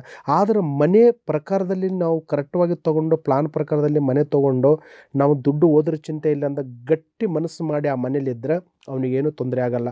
ಏನಾದರೂ ಒಂದು ಭಾಗದಲ್ಲಿ ವಾಸ್ತು ತೊಂದರೆ ಇದ್ದು ನಾವು ಲಕ್ಷಾಂತರ ರೂಪಾಯಿ ದುಡ್ಡು ಕೊಟ್ಟು ಒಂದು 2-3 ತಿಂಗಳಾದಮೇಲೆ ದುಡ್ಡು ಹೋಯ್ತು, ಆರೋಗ್ಯ ಹೋಯ್ತು, ಮನೆಯಲ್ಲಿ ತುಂಬ ಕಿರಿಕಿರಿ ಆಯ್ತು ಅಂದಾಗ ಅವನೇನು ಮಾಡೋಕ್ಕೆ ಫಲ ಸಿಗಲ್ಲ. ಅದರಿಂದ ಯಾವುದು ವಾಸ್ತುಂಶಕ ನಿಜ, ಯಾವುದು ವಾಸ್ತುಂಶಕ ಕರೆಕ್ಟವಾಗಿದೆ, ಅದು ಮನೆ ಒಳಗಡೆ ಎಲ್ಲೆಲ್ಲಿ ಯಾವ ವಸ್ತುಗಳನ್ನು ಇಡಬೇಕು. ಇವಾಗ ಎಷ್ಟೋ ಜನ ಹೇಳ್ತಾರೆ, ಮನೆ ತೊಗೊಂಡ್ಮೇಲೆ ಒಂದು ಜಾಗದಲ್ಲಿ ಮನೆ ನೋಡೋಕ್ಕೆ ಆಗೋದಿಲ್ಲ, ಅಂತಂಥ ಪದಾರ್ಥ ಅಂತಂಥ ಜಾಗದಲ್ಲಿ ಹಚ್ತಿರ್ತಾರೆ. ಆದ್ರೂ ಆ ಮನೆ ಪ್ರಕಾರದಲ್ಲಿ ಕರೆಕ್ಟವಾಗಿ ಎಲ್ಲಿ ಯಾವ ಜಾಗದಲ್ಲಿ ಯಾವ ಪದಾರ್ಥ ವಸ್ತುಗಳನ್ನು ಇಡಬೇಕಂತ ತಿಳ್ಕೊಂಡ್ರೆ ಮನೆಯನ್ನು ಖಂಡಿತವಾಗುತ್ತೆ. ಯಾಕಂದರೆ ಸ್ವಂತ ಮನೆ ನಿವಾಸ ತೊಗೊಂಡು ಕಟ್ಟೋದೂ ಯೋಗ ಇದೆ, ಮತ್ತು ನೋಡಿಕೊಂಡು ವಾಸ್ತು ಪ್ರಕಾರದಲ್ಲಿ ಮನೆ ತೊಗೊಂಡ್ರು ಅದು ಒಳ್ಳೆಯದಂತ ಹೇಳ್ಬೋದು. ಇನ್ನು ಮನೆಯ ವಾಸ್ತುಗಾಗಿ ಯಾವುದೇ ರೀತಿಯಾದಂತಹ ಸಮಸ್ಯೆ ನೀವು ಕೂಡ ಎದುರು ನೋಡ್ತಾ ಇದ್ದಲ್ಲಿ ವೀಕ್ಷಕರೇ, ನಮ್ಮ ಗುರುಜಿಯವರ ತಜ್ಞರು ಖಂಡಿತ ನಿಮ್ಮ ಮನೆಗೆ ನೇರ ಭೇಟಿ ಮಾಡಿ ಏನೇನು ಸಮಸ್ಯೆಗಳಿದೆ, ಅಂದರೆ ಯಾವ ವಾಸ್ತು ಸಮಸ್ಯೆಗಳಿದೆ ಅಂತ ತಿಳ್ಕೊಂಡು ಅದಕ್ಕೆ ಸರಿಯಾದಂತಹ ಒಂದು ಸೊಲ್ಯೂಷನನ್ನು ನಿಮಗೆ ನೀಡ್ತಾರೆ. ಇನ್ನು ನೀವು ದೂರವಾಣಿಯ ಮೂಲಕ ಕೂಡ ಅವರನ್ನು ಸಂಪರ್ಕ ಮಾಡಬಹುದು. ಇನ್ನು ಮನೆಯಲ್ಲಿ ವಾಸ್ತು ಸರಿ ಇಲ್ಲ ಅನ್ನೋದಾದರೆ ಖಂಡಿತ ಯಾರಿಗೂ ಕೂಡ ನೆಮ್ಮದಿ ಇರೋದಿಲ್ಲ. ಯಾಕಂದರೆ ಹಲವಾರು ರೀತಿಯಾದಂತಹ ಸಮಸ್ಯೆಗಳು ನಮ್ಮನ್ನು ಕಾಡ್ತಾ ಇರುತ್ತೆ. ಮಕ್ಕಳ ವಿದ್ಯಾಭ್ಯಾಸ ಆಗಿರ್ಬೋದು, ಮದುವೆ ಆದಾಗ ಮನಸ್ತಾಪಗಳಾಗಿರಬಹುದು, ಮನೆಯಲ್ಲಿ ಯಾವುದೇ ರೀತಿಯಾದಂತಹ ಹಣಕಾಸಿನ ಒಂದು ಸಮಸ್ಯೆಗಳಾಗಿರಬಹುದು, ಎಲ್ಲವೂ ಕೂಡ ನಮ್ಮನ್ನು ಕಾಡ್ತಾ ಇರುತ್ತೆ. ಇನ್ನು ಮನೆಯ ವಾಸ್ತು ಇದಕ್ಕೆ ಬಹಳ ಮುಖ್ಯವಾದಂತಹ ಕಾರಣ ಕೂಡ ಆಗಿರುತ್ತೆ. ಇನ್ನು ಮನೆಯನ್ನು ತಗೊಂಡಾಗ ನಾವು ವಾಸ್ತುಗಳನ್ನು ನೋಡಿರ್ತೀವಿ ಇಲ್ಲ ಅನ್ನೋದು ಬಹಳ ಮುಖ್ಯ. ಯಾಕೆಂದರೆ ಈ ರೀತಿಯಾದಂತಹ ಸಮಸ್ಯೆಗಳಿಗೆ ಒಳಗಾದಾಗ ಖಂಡಿತ ಅದಕ್ಕೆ ಪರಿಹಾರ ಬೇಕಾಗುತ್ತೆ. ಇನ್ನು ಪರಿಹಾರವನ್ನು ನಮ್ಮ ಶಂಕರ್ ಪ್ರಸಾದ್ ಗುರುಜಿಯವರು ನಿಮಗಾಗಲೇ ಈ ಕಾರ್ಯಕ್ರಮದ ಮೂಲಕ ಸಾಕಷ್ಟು ತಿಳಿಸಿದ್ದಾರೆ. ಮತ್ತಷ್ಟು ಪರಿಹಾರ ಬೇಕು ಅನ್ನೋದಾದರೆ ತಾವು ಕೂಡ ಅವರನ್ನು ನೇರ ಭೇಟಿ ಮಾಡ್ಬೋದು ಅಥವಾ ದೂರವಾಣಿ ಮೂಲಕ ಸಂಪರ್ಕವನ್ನು ಮಾಡಬಹುದು. ಹಲೋ ಹಲೋ, ನಮಸ್ಕಾರಮ್ಮ, ನಿಮ್ಮ ಹೆಸರು? ಮ್ಯಾಮ್ ನನ್ನ ಹೆಸರು ಲಾವಣ್ಯ ಅಂತ. ಎಲ್ಲಿಂದ ಕಾಲ್ ಮಾಡ್ತಾ ಇದ್ದೀರಾ ಲಾವಣ್ಯ ಅವರೇ? ಬೆಂಗಳೂರಿಂದ ಮ್ಯಾಮ್. ಓಕೆ, ವಾಸ್ತು ಬಗ್ಗೆ ಏನು ಪ್ರಶ್ನೆ ಇತ್ತು ಕೇಳಿ, ಗುರುಜಿ ಇದ್ದಾರೆ. ಹಲೋ ಗುರುಜಿ, ವಾಸ್ತು ಪ್ರಕಾರ 100 ವರ್ಷ ಅಂತ ಇರುತ್ತಲ್ವಾ, ಒಂದು ಮನೆಗೆ ಇಷ್ಟು 100 ವರ್ಷ ಅಂತ ಕೊಟ್ಟಿರ್ತಾರಲ್ವಾ, ಅದಕ್ಕಿಂತ ನಾವು ಹೆಚ್ಚಾಗಿ ಇರ್ಬೇಕು ಅಂದ್ರೆ ನಾವ್ ಅದಕ್ಕೆ ಏನಾದ್ರು ಪರಿಹಾರ ಅದೇನಾದ್ರು ಇದೆಯಾ? ಅಂದ್ರೆ ನಾವು ಹೆಚ್ಚಾಗಿರ್ಬೇಕು ಅಂದ್ರೆ 100 ವರ್ಷಕ್ಕಿಂತ ಜಾಸ್ತಿ ಅಲ್ಲಿ ವಾಸ ಮಾಡ್ಬೇಕು ಅಂದ್ರೆ ಅದಕ್ಕೆ ಏನಾದ್ರು ಪರಿಹಾರ ಏನಾದ್ರು ಹುಡ್ಕೊಬಹುದಾ? ಖಂಡಿತಮ್ಮ. 100 ವರ್ಷ ಮನುಷ್ಯನಿಗೆ ಆಯಸ್ಸು ಎಷ್ಟೇ ಇರ್ತದೆ, ಮನೆಯ ಆಯಸ್ಸು ಅಷ್ಟೇ ಇರುತ್ತೆ. 100 ವರ್ಷಕ್ಕಿಂತ ಮನುಷ್ಯ ಇದು ಏನು ಹೇಳ್ತಾರಂದ್ರೆ ಶಿಶು ವಯಸ್ಸಿಂದ ಅಂದ್ರೆ ಬಾಲ್ಯ ವಯಸ್ಸಿನಿಂದ ಪ್ರಾಯಕ ಅಂದ್ರ ಮೇಲೆ ಮುಪ್ಪಾದ್ಮೇಲೆ ಮನುಷ್ಯ ಹೋಗ್ಲೇಬೇಕಂತಾರಲ್ಲ, ಆ ಥರದಲ್ಲಿ ಮನೆ ವಾಸ್ತು ಕಟ್ಟೋದಕ್ಕಿಂತ ಫಸ್ಟು ಮನೆ ಎಷ್ಟು ದಿನ ಇರುತ್ತಂತ ಮುಖ್ಯ ಅಲ್ಲ, ಮನೆ ಕಟ್ಟೋದ್ರ ಮೇಲೆ ಹೋಗುತ್ತೆ. ಮನೆಯಲ್ಲಿ ಇರ್ತಕ್ಕಂಥ ಕೆಲವು ಹಿಂದಿನ ಕಾಲದಲ್ಲಿ ದೊಡ್ಡ ದೊಡ್ಡ ಬೆಟ್ಟ ಗುಡ್ಡಗಳಿಂದ ದೊಡ್ಡ ದೊಡ್ಡ ಕಲ್ಲು ಹಾಕಿ ಮನೆ ಕಟ್ಟಿಸ್ತಿದ್ರು. ಇನ್ನು ರಾಜ ಕಾಲದಲ್ಲಿ ಬಂದಿರತಕ್ಕಂಥ ಇನ್ನು ನಮ್ಮ ಕಡೆ ಕಲ್ಕಟ್ಟನೆಗಳು ಈ ಚಿತ್ರದುರ್ಗದಲ್ಲಿ ಇರ್ತಕ್ಕಂಥ ಆಗಿರ್ಬೋದು, ಮೈಸೂರು ಕಡೆ ಆಗಿರ್ಬೋದು, ಬೇರೆ ಬೇರೆ ಕಡೆಯಲ್ಲಿ ಕಟ್ಟಿದ ಮನೆಗಳೇ ಬೇರೆ. ಇವಾಗ ಕಟ್ಟಿದ ಮನೆ ಏನಾಗಿದೆ ಅಂದ್ರೆ ಒಂದು 50 ವರ್ಷ 30 ವರ್ಷ 70 ವರ್ಷ ದಾಟಿರಲ್ಲ. 100 ವರ್ಷ ಇರ್ಬೇಕಂದ್ರೆ ಪುಣ್ಯ ಬೇಕು. ಆ ಥರದಲ್ಲಿ ಇವಾಗ ಕಟ್ಟಂಥ ಒಂದು ಕೆಬ್ಬಣ ಆಗಿರ್ಬೋದು, ಮತ್ತು ನೋಡ್ಬೇಕಂದ್ರೆ ಅಲ್ಲಿ ಇರ್ತಕ್ಕಂಥ ಒಂದು ನೀರಿನ ವಾತಾವರಣ ಆಗಿರ್ಬೋದು, ಯಾವುದಾದ್ರೂ ಒಂದು ಭೂಮಿ ಅಂತ ಮೊದಲ ಥರ ಇವಾಗ ಭೂಮಿಗಿದು ಭಾರಿ ಭಾರವಾದ ಭೂಮಿ ಇರೋವರಿಂದ ಒಂದು 60-70 ವರ್ಷದಲ್ಲಿ ಮನೆ ಕಟ್ಟಂಥ ಒಂದು ಮಾರ್ಗದರ್ಶನ ಇರುತ್ತಮ್ಮ. ಆದ್ರೂ ಮನೆ ಕಟ್ಟಬೇಕಂತ ಹೇಳಿದ್ರೆ ಚೊಕ್ಕವಾಗಿ ನಾವು ಎಷ್ಟು ದಿನ ಬದುಕ್ತೀವಿ, ನಮ್ಮ ಬದುಕಿದ ನಂತರ ನಮ್ಮ ವಂಶ ಪರಂಪರೆಯಲ್ಲಿ ಇರ್ಬೇಕನ್ನೋದು ಕೆಲವು ಜನ ನಿಮ್ಮ ಥರ ಪ್ರಶ್ನೆ ಕೇಳ್ತಾರೇ ಇರ್ತಾರ. ಆದರೆ ಈಶಾನ್ಯದಲ್ಲಿ ಹೆಂಗಿರಬೇಕು, ಆಗ್ನೇಯದಲ್ಲಿ ಹೆಂಗಿರಬೇಕು, ನೈಋತ್ಯದಲ್ಲಿ ಹೆಂಗಿರಬೇಕು, ಬ್ರಹ್ಮಸ್ಥಾನದಲ್ಲಿ ಹೆಂಗಿರಬೇಕು, ವಾಸ್ತುಂಶಕ ಮನೆ ಕಟ್ಕೊಂಡ್ರೆ ಮನೇಲಿ ಯಾವ ತೊಂದರೆಗಳು ಬರಬಾರ್ದು ಅನ್ನೋದು ಒಂದು ವಾಸ್ತು ಫಲಿತಾಂಶಕಪ್ಪ ಅಂತ ಹೇಳ್ಬೋದು. ಹೇಳಮ್ಮ, ಮತ್ತೇನು ಪ್ರಶ್ನೆ ಇದೆ? ಅದೇ ಇವಾಗ ನಮ್ಮ ಮನೆ ಕಟ್ಬಿಟ್ಟು 100 ವರ್ಷ ಆಗಿದೆ, ಅದಕ್ಕೆ ಈಗ 100 ವರ್ಷ ನಾವು ಇರ್ಬೇಕು ಅಂತ ಅನ್ಕೊಂಡಿದೀವಲ್ವಾ, ಇದಕ್ಕೇನಾದ್ರೂ ಹೋಮ ಏನಾದ್ರು ಮಾಡ್ಸೋದು? ಇಲ್ಲ, ಅದಕ್ಕೆಲ್ಲದ್ರೆ ಹೋಮ ಅವನಂತ ಹೇಳಿಲ್ಲ. ವಾಸ್ತು ಪ್ರಕಾರದಲ್ಲಿ ವಾಸ್ತು ತಜ್ಞರು ಬರ್ತಾರ. ಮನೆ 100 ವರ್ಷ ಆಗಿದೆ ಸ್ವಾಮಿ, ಆ ಮನೆ ಕೆಲವು ಜನ ಕೆಡಬೇಕಂತಾರ, ಕೆಲವು ಜನ ವಾಸ್ತುಂಶಕ ಮನೆ ಕಟ್ಟಬೇಕಂತ ಹೇಳ್ತಾರ. ಅದಕ್ಕಂತ ಒಂದು ನಮ್ಮ ವಾಸ್ತು ತಜ್ಞರಂತ ಇರ್ತಾರ, ಅಂದ್ರೆ ವಾಸ್ತು ಕಲ್ತವ್ರೆ ಗುರುಗಳ ಕಡೆಯಿಂದ ಬರ್ತಾರ. ಒಂದ್ ಟೈಮ್ ಕರ್ಸ್ಕೊಂಡ್ಬಿಟ್ನಂದ್ರ ಆ ಮನೆಯಲ್ಲಿ ಯಾವ ತರ ಇದೆ, ಇಷ್ಟು ವರ್ಷ ಮನೆ ನಾವು ಬದುಕಿದ್ದೀವಿ, ಆ ಬದುಕದ ಪ್ರಕಾರದಲ್ಲಿ ಮುಂದೆ ಮನೆಯಲ್ಲಿ ಯಾವ ಮುಖ ಆಗ್ಬಾರ್ದು, ಯಾವ ತೊಂದರೆ ಇರಬಾರ್ದು. ಒಂದು ಮನೇಲಿ ದೀಪ ಒಂದು ಹೆಂಗ ಉರಿತಾ ಆ ತರ ಮನೆಯಲ್ಲಿ ಒಂದು ಸುಖ ಸಂತೋಷ ನೆಮ್ಮದಿರ್ಬೇಕಂದ್ರೆ ನಮ್ಮ ವಾಸ್ತು ತಜ್ಞರು ನೇರವಾಗಿ ಬರ್ತಾರೆ, ಇಲ್ಲ ವಾಸ್ತು ಪ್ಲಾನ್ ಕೊಡ್ತಾರ. ಆ ಪ್ಲಾನ್ ಪ್ರಕಾರದಲ್ಲಿ ಇನ್ನೂ ನೀವು ರಿಕವರಿ ಮಾಡಿಕೊಂಡು ಪರಿಹಾರ ತಗೊಂಡ್ರೆ ಖಂಡಿತ ಒಳ್ಳೇದಾಗುತ್ತಂತ ಹೇಳ್ಬೋದಮ್ಮ. ಇನ್ನು ಯಾವುದೇ ಒಂದು ಸೈಟ್ ಕೊಂಡ್ಕೊಳ್ಬೇಕಾದ್ರೂ ಕೂಡ, ಅಥವಾ ಮನೆಯನ್ನು ತಗೊಳ್ಬೇಕಾದ್ರೂ ಕೂಡ, ಅಥವಾ ಬಾಡಿಗೆ ಮನೆಗೆ ಹೋಗಬೇಕು ಅನ್ನೋದ್ರೂ ಕೂಡ ನಾವು ಯಾವ ಫೇಸಿಂಗ್ ಇರಬೇಕು ಅನ್ನೋದು ನೋಡೋದನ್ನ ಬಹಳ ಮುಖ್ಯ ಅಂತ ಅಂದ್ಕೊಳ್ತೀವಿ. ಈಗ ಸಾಮಾನ್ಯವಾಗಿ ಈಸ್ಟ್ ಫೇಸಿಂಗ್ ಅಥವಾ ನಾರ್ತ್ ಫೇಸಿಂಗ್ ಇದೊಂದು ತುಂಬ ಕಾಮನ್ ಅಂತ ಹೇಳ್ಬೋದು. ಪೂರ್ವ ಆಗಿರಬಹುದು ಅಥವಾ ಉತ್ತರ ದಿಕ್ಕು, ಇದು ಬಹಳ ಕಾಮನ್ ಆದಂತಹ ಒಂದು, ಅಂದರೆ ಎಲ್ಲರಿಗೂ ಸರಿ ಹೊಂದಂಥದ್ದು ಮತ್ತು ಎಲ್ಲರೂ ಇಷ್ಟಪಡುವಂಥದ್ದು. ಈ ಒಂದು ಪಶ್ಚಿಮ ಒಂದು ಫೇಸಿಂಗ್ ಅಂದರೆ ಸೌತ್ ಫೇಸಿಂಗ್ ಅಂತ ಬಂದಾಗ ಸಾಕಷ್ಟು ಜನ ಸ್ವಲ್ಪ ಹೆದರ್ತಾರೆ. ತಗೊಳ್ಳೋದಿಕ್ಕೆ ಹೆದರ್ತಾರೆ, ಹಿಂಜರಿತಾರೆ, ಭಯ ಪಡ್ತಾರೆ. ಈ ಒಂದು ಸೌತ್ ಫೇಸಿಂಗ್ ಅಥವಾ ಪಶ್ಚಿಮ ಮುಖ ಮಾಡಿರುವಂತಹ ಒಂದು ನಿವೇಶನಗಳಾಗಿರ್ಬೋದು, ಮನೆಗೆ ಹೋಗೋದು ಅಷ್ಟು ತಪ್ಪು ಅಂತ ಹೇಳ್ತೀರಾ ಹೇಗೆ? ಖಂಡಿತವಾಗಿ ಮನೆ ಪ್ರಕಾರದಲ್ಲಿ ಯಾವುದು ಬಾಗಿಲಿವಂತ ಯಾವುದು ತಪ್ಪಾಗೋದಿಲ್ಲ, ಎಲ್ಲ ಬಾಗಿಲಿ ಪ್ರಕಾರದಲ್ಲಿ ಚೆನ್ನಾಗಿರುತ್ತೆ. ನಮ್ಮ ಜಾತಕದಲ್ಲಿ ಕೆಲವು ಜನ ಏನು ಹೇಳ್ತಾರೆ ಅಂದರೆ ಅವರು ಡೇಟ್ ಆಫ್ ಬರ್ತ್ ಅವರು ಟೈಮ್ ನೋಡಿಕೊಂಡು ಪಶ್ಚಿಮ ಬಾಗಿಲು ಇವತ್ತು ಎಷ್ಟು ಜನ ಇಲ್ಲ, ಸಾವಿರಾರು ಜನ ಅಲ್ಲ, ಲಕ್ಷಾಂತರ ಜನಗಳಿದ್ದಾರೆ ಪಶ್ಚಿಮ ಬಾಗಿಲು. ದಕ್ಷಿಣ ಮನೆ ಆದವರು ಪೂರ್ವಕ್ಕೂ ಅವರು ತಲೆ ಕೆಡಿಸ್ಕೋದಿಲ್ಲ ಮತ್ತು ಉತ್ತರಕ್ಕೂ ತಲೆ ಕೆಡಿಸ್ಕೋದಿಲ್ಲ. ನಾರ್ತ್ ಈಸ್ಟ್ ಸತಿ ಅವ್ರ ತಲೆನೇ ಕೆಡಿಸ್ಕೋದಿಲ್ಲ. ನನಗೆ ದಕ್ಷಿಣ ಮನೆ ಆಗುತ್ತಪ್ಪ, ನಾನು ಅದೇ ಪ್ರಕಾರ ಮನೆ ಕಟ್ಟಂಥ ಜನಗಳು ಎಷ್ಟೋ ಜನ ಇದ್ದಾರೆ. ಯಾಕಂದರೆ ಪಶ್ಚಿಮ ಬಾಗಿಲು ಎಲ್ಲರಿಗೆ ಆಗಲ್ಲ, ಎಲ್ಲರಿಗೆ ಆಗುತ್ತಾ ಅಂತ ಕೆಲವು ಜನ ಜ್ಯೋತಿಷ್ಯವನ್ನು ಕೇಳ್ತಿರ್ತಾರೆ. ಆದರೆ ಪಶ್ಚಿಮ ಭಾಗ ಬಂದು ಬಿಸ್ನೆಸ್ ಅವರಿಗೆ ಭಾಳ ಒಳ್ಳೆಯದು. ಅಂದರೆ ಅವರು ರಿಯಲ್ ಎಸ್ಟೇಟ್ ಮಾಡ್ತಿರ್ತಾರೆ, ಫೈನಾನ್ಸ್ ಮಾಡ್ತಿರ್ತಾರೆ, ಕೆಲವು ತರಕಾರಿ ವ್ಯಾಪಾರ ಮಾಡ್ತಾರೆ, ಬಿಸ್ನೆಸ್ ಮಾಡ್ತಾ ಇರ್ತಾರೆ, ಕೆಲವು ಅಂಗಡಿ, ದಿನಸಿ ಅಂಗಡಿ, ಈ ಥರದಲ್ಲಿ ವ್ಯಾಪಾರ ಮಾಡಿದವರಿಗೆ ಪಶ್ಚಿಮ ಬಾಗಿಲು 100ಕ್ಕೆ 100 ಒಳ್ಳೆಯದಂತ ಹೇಳ್ತದೆ. ಯಾವುದಂದರೆ ಅಲ್ಲಿ ಹಣವನ್ನು ಬರ್ತಾ ಇರ್ತದೆ, ಹೋಗ್ತಾ ಇರ್ತದೆ, ದುಡ್ಡಿನ ವಿಚಾರಕ್ಕೆ ಸಂಬಂಧಪಟ್ಟಿದ್ದು. ಅದಕ್ಕೆ ಸಂಬಂಧಪಟ್ಟಿದ್ದು ಪಶ್ಚಿಮ ಬಾಗಿಲು ಕೆಲವರಿಗೆ ಬಿಸ್ನೆಸ್ ಸಂಬಂಧಪಟ್ಟವರಿಗೂ ಆಗುತ್ತೆ. ಮತ್ತು ಆ ಭಾಗದಲ್ಲಿ ಒಂದು ಅಂಗಡಿ, ಹೋಟೆಲ್ ಪಶ್ಚಿಮ ಭಾಗ ಇದ್ದು ಮತ್ತು ಮನೆಯೂ ಪಶ್ಚಿಮ ಭಾಗ ಇದ್ದರೆ ಅವ್ರಿಗೆ ತುಂಬ ಲಕ್ಕಿ ಅಂತ ಹೇಳ್ಬೋದು. ಮತ್ತು ಒಂದು ಸ್ಟಾರ್ ಅಂತ ಹೇಳ್ಬೋದು, ಒಂದು ಯೋಗ ಅಂತ ಹೇಳ್ಬೋದು. ಪಶ್ಚಿಮ ಭಾಗ ಸ್ವಲ್ಪ ನಾವು ನೋಡಿಕೊಂಡು ಪ್ಲಾನ್ ಮಾಡಿಕೊಂಡು ಆ ಮನೆ ಖಂಡಿತವಾಗಿ ವಾಸ್ತುಂಶಕ ಇದ್ದರೆ ಪಶ್ಚಿಮ ಬಾಗಿಲು ಪ್ರತಿಯೊಬ್ಬರಿಗೆ ಆಗೋದಿಲ್ಲ. ಅದು ತಿಳ್ಕೊಂಡು ಮಾಡಿದರೆ ಖಂಡಿತ ಫಲ ಸಿಗುತ್ತಂತ ಹೇಳ್ಬೋದು.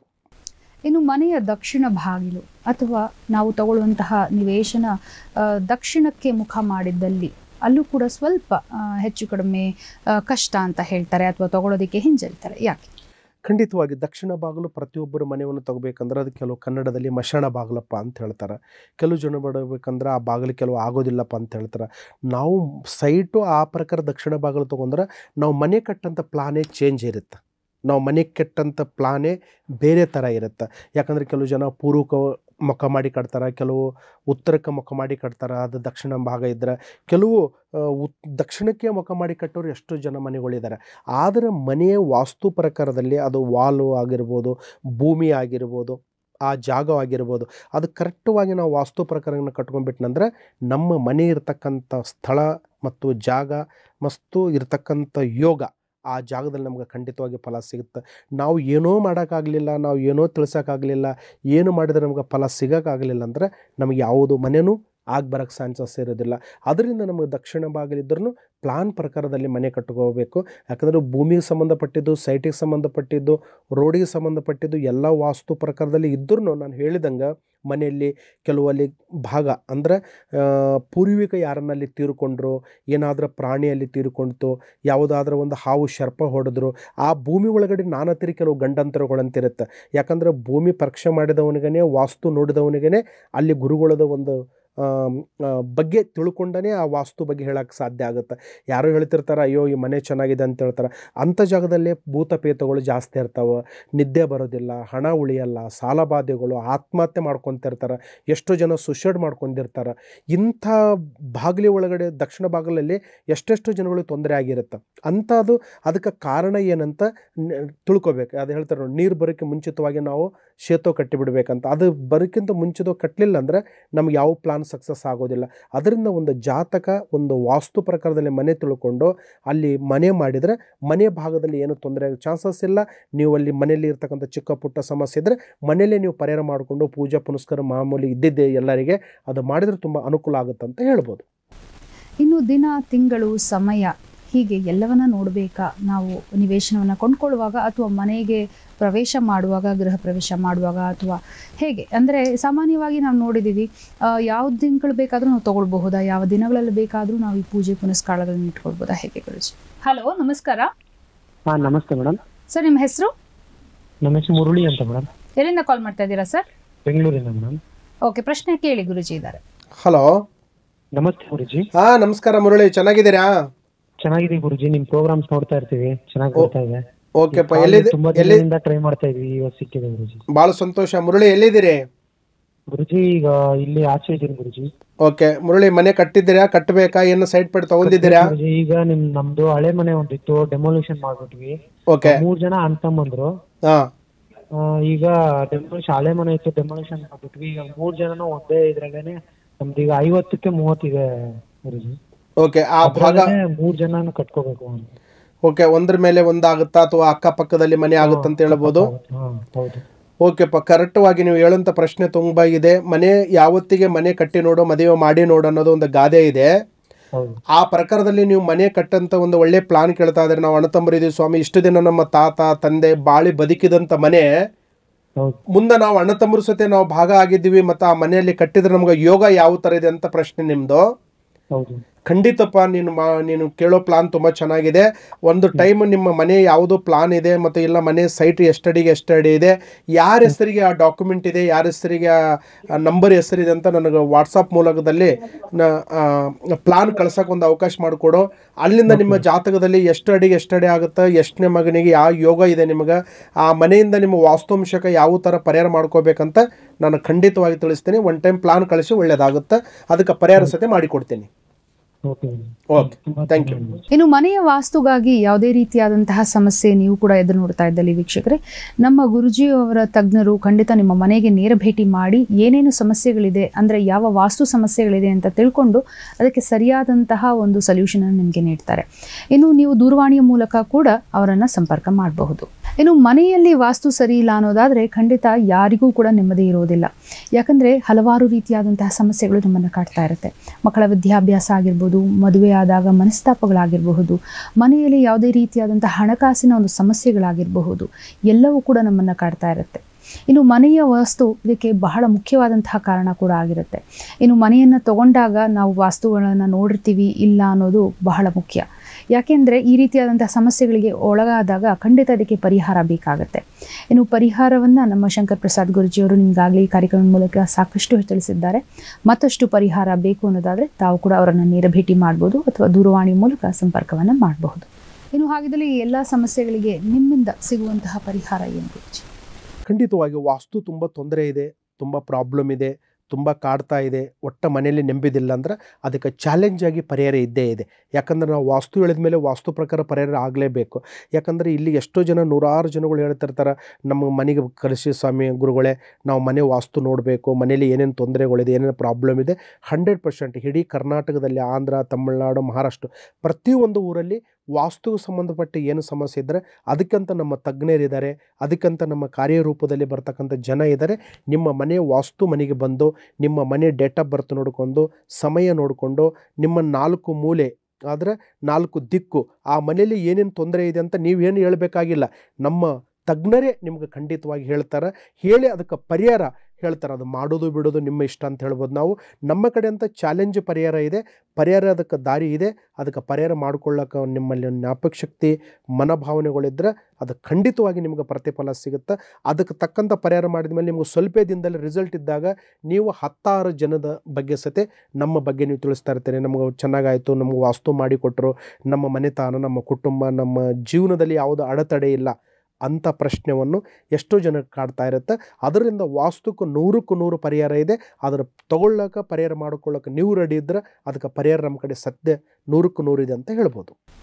ಏನು ವೀಕ್ಷಕರೇ ನೋಡಿದ್ರಲ್ಲ, ವಾಸ್ತು ಸಮಸ್ಯೆ ಯಾವ ರೀತಿ ಕಾಡಬಹುದು ನಮ್ಮನ್ನು, ಅಥವಾ ವಾಸ್ತುವಿನಿಂದ ಯಾವ ರೀತಿ ಸಮಸ್ಯೆಗಳಿಂದ ನಾವು ಕೂಡ ತಪ್ಪಿಸ್ಕೊಳ್ಬೋದು, ಇದಕ್ಕೆ ಖಂಡಿತ ಪರಿಹಾರ ಇದೆ ಅಂತ ಗುರುಜಿಯವರು ತಿಳಿಸ್ತಾ ಇದ್ದಾರೆ. ಇನ್ನು ಇದೇ ರೀತಿ ಸಮಸ್ಯೆ ಇದ್ದಲ್ಲಿ ಖಂಡಿತ ನೀವು ಕೂಡ ನೇರ ಭೇಟಿ ಮಾಡಿ ಅಂತ ತಿಳಿಸ್ತಾ ಕಾರ್ಯಕ್ರಮ ಮುಗಿಸುವಂಥ ಸಮಯ ಆಗಿದೆ. ಕಾರ್ಯಕ್ರಮಕ್ಕೆ ಬಂದದಕ್ಕೆ ಧನ್ಯವಾದಗಳು ಗುರುಜಿ. ನಮಸ್ಕಾರ. ಇನ್ನು ವೀಕ್ಷಕರೇ ಇದೇ ರೀತಿ ಕಾರ್ಯಕ್ರಮವನ್ನು ನೋಡ್ತಾ ಇರಿ. ಮುಂದಿನೊಂದು ಸಂಚಿಕೆಯಲ್ಲಿ ಹೊಸದೊಂದು ಮಾಹಿತಿಯೊಂದಿಗೆ ನಾನು ನಿಮ್ಮನ್ನು ಭೇಟಿ ಆಗ್ತೀನಿ. ಧನ್ಯವಾದ.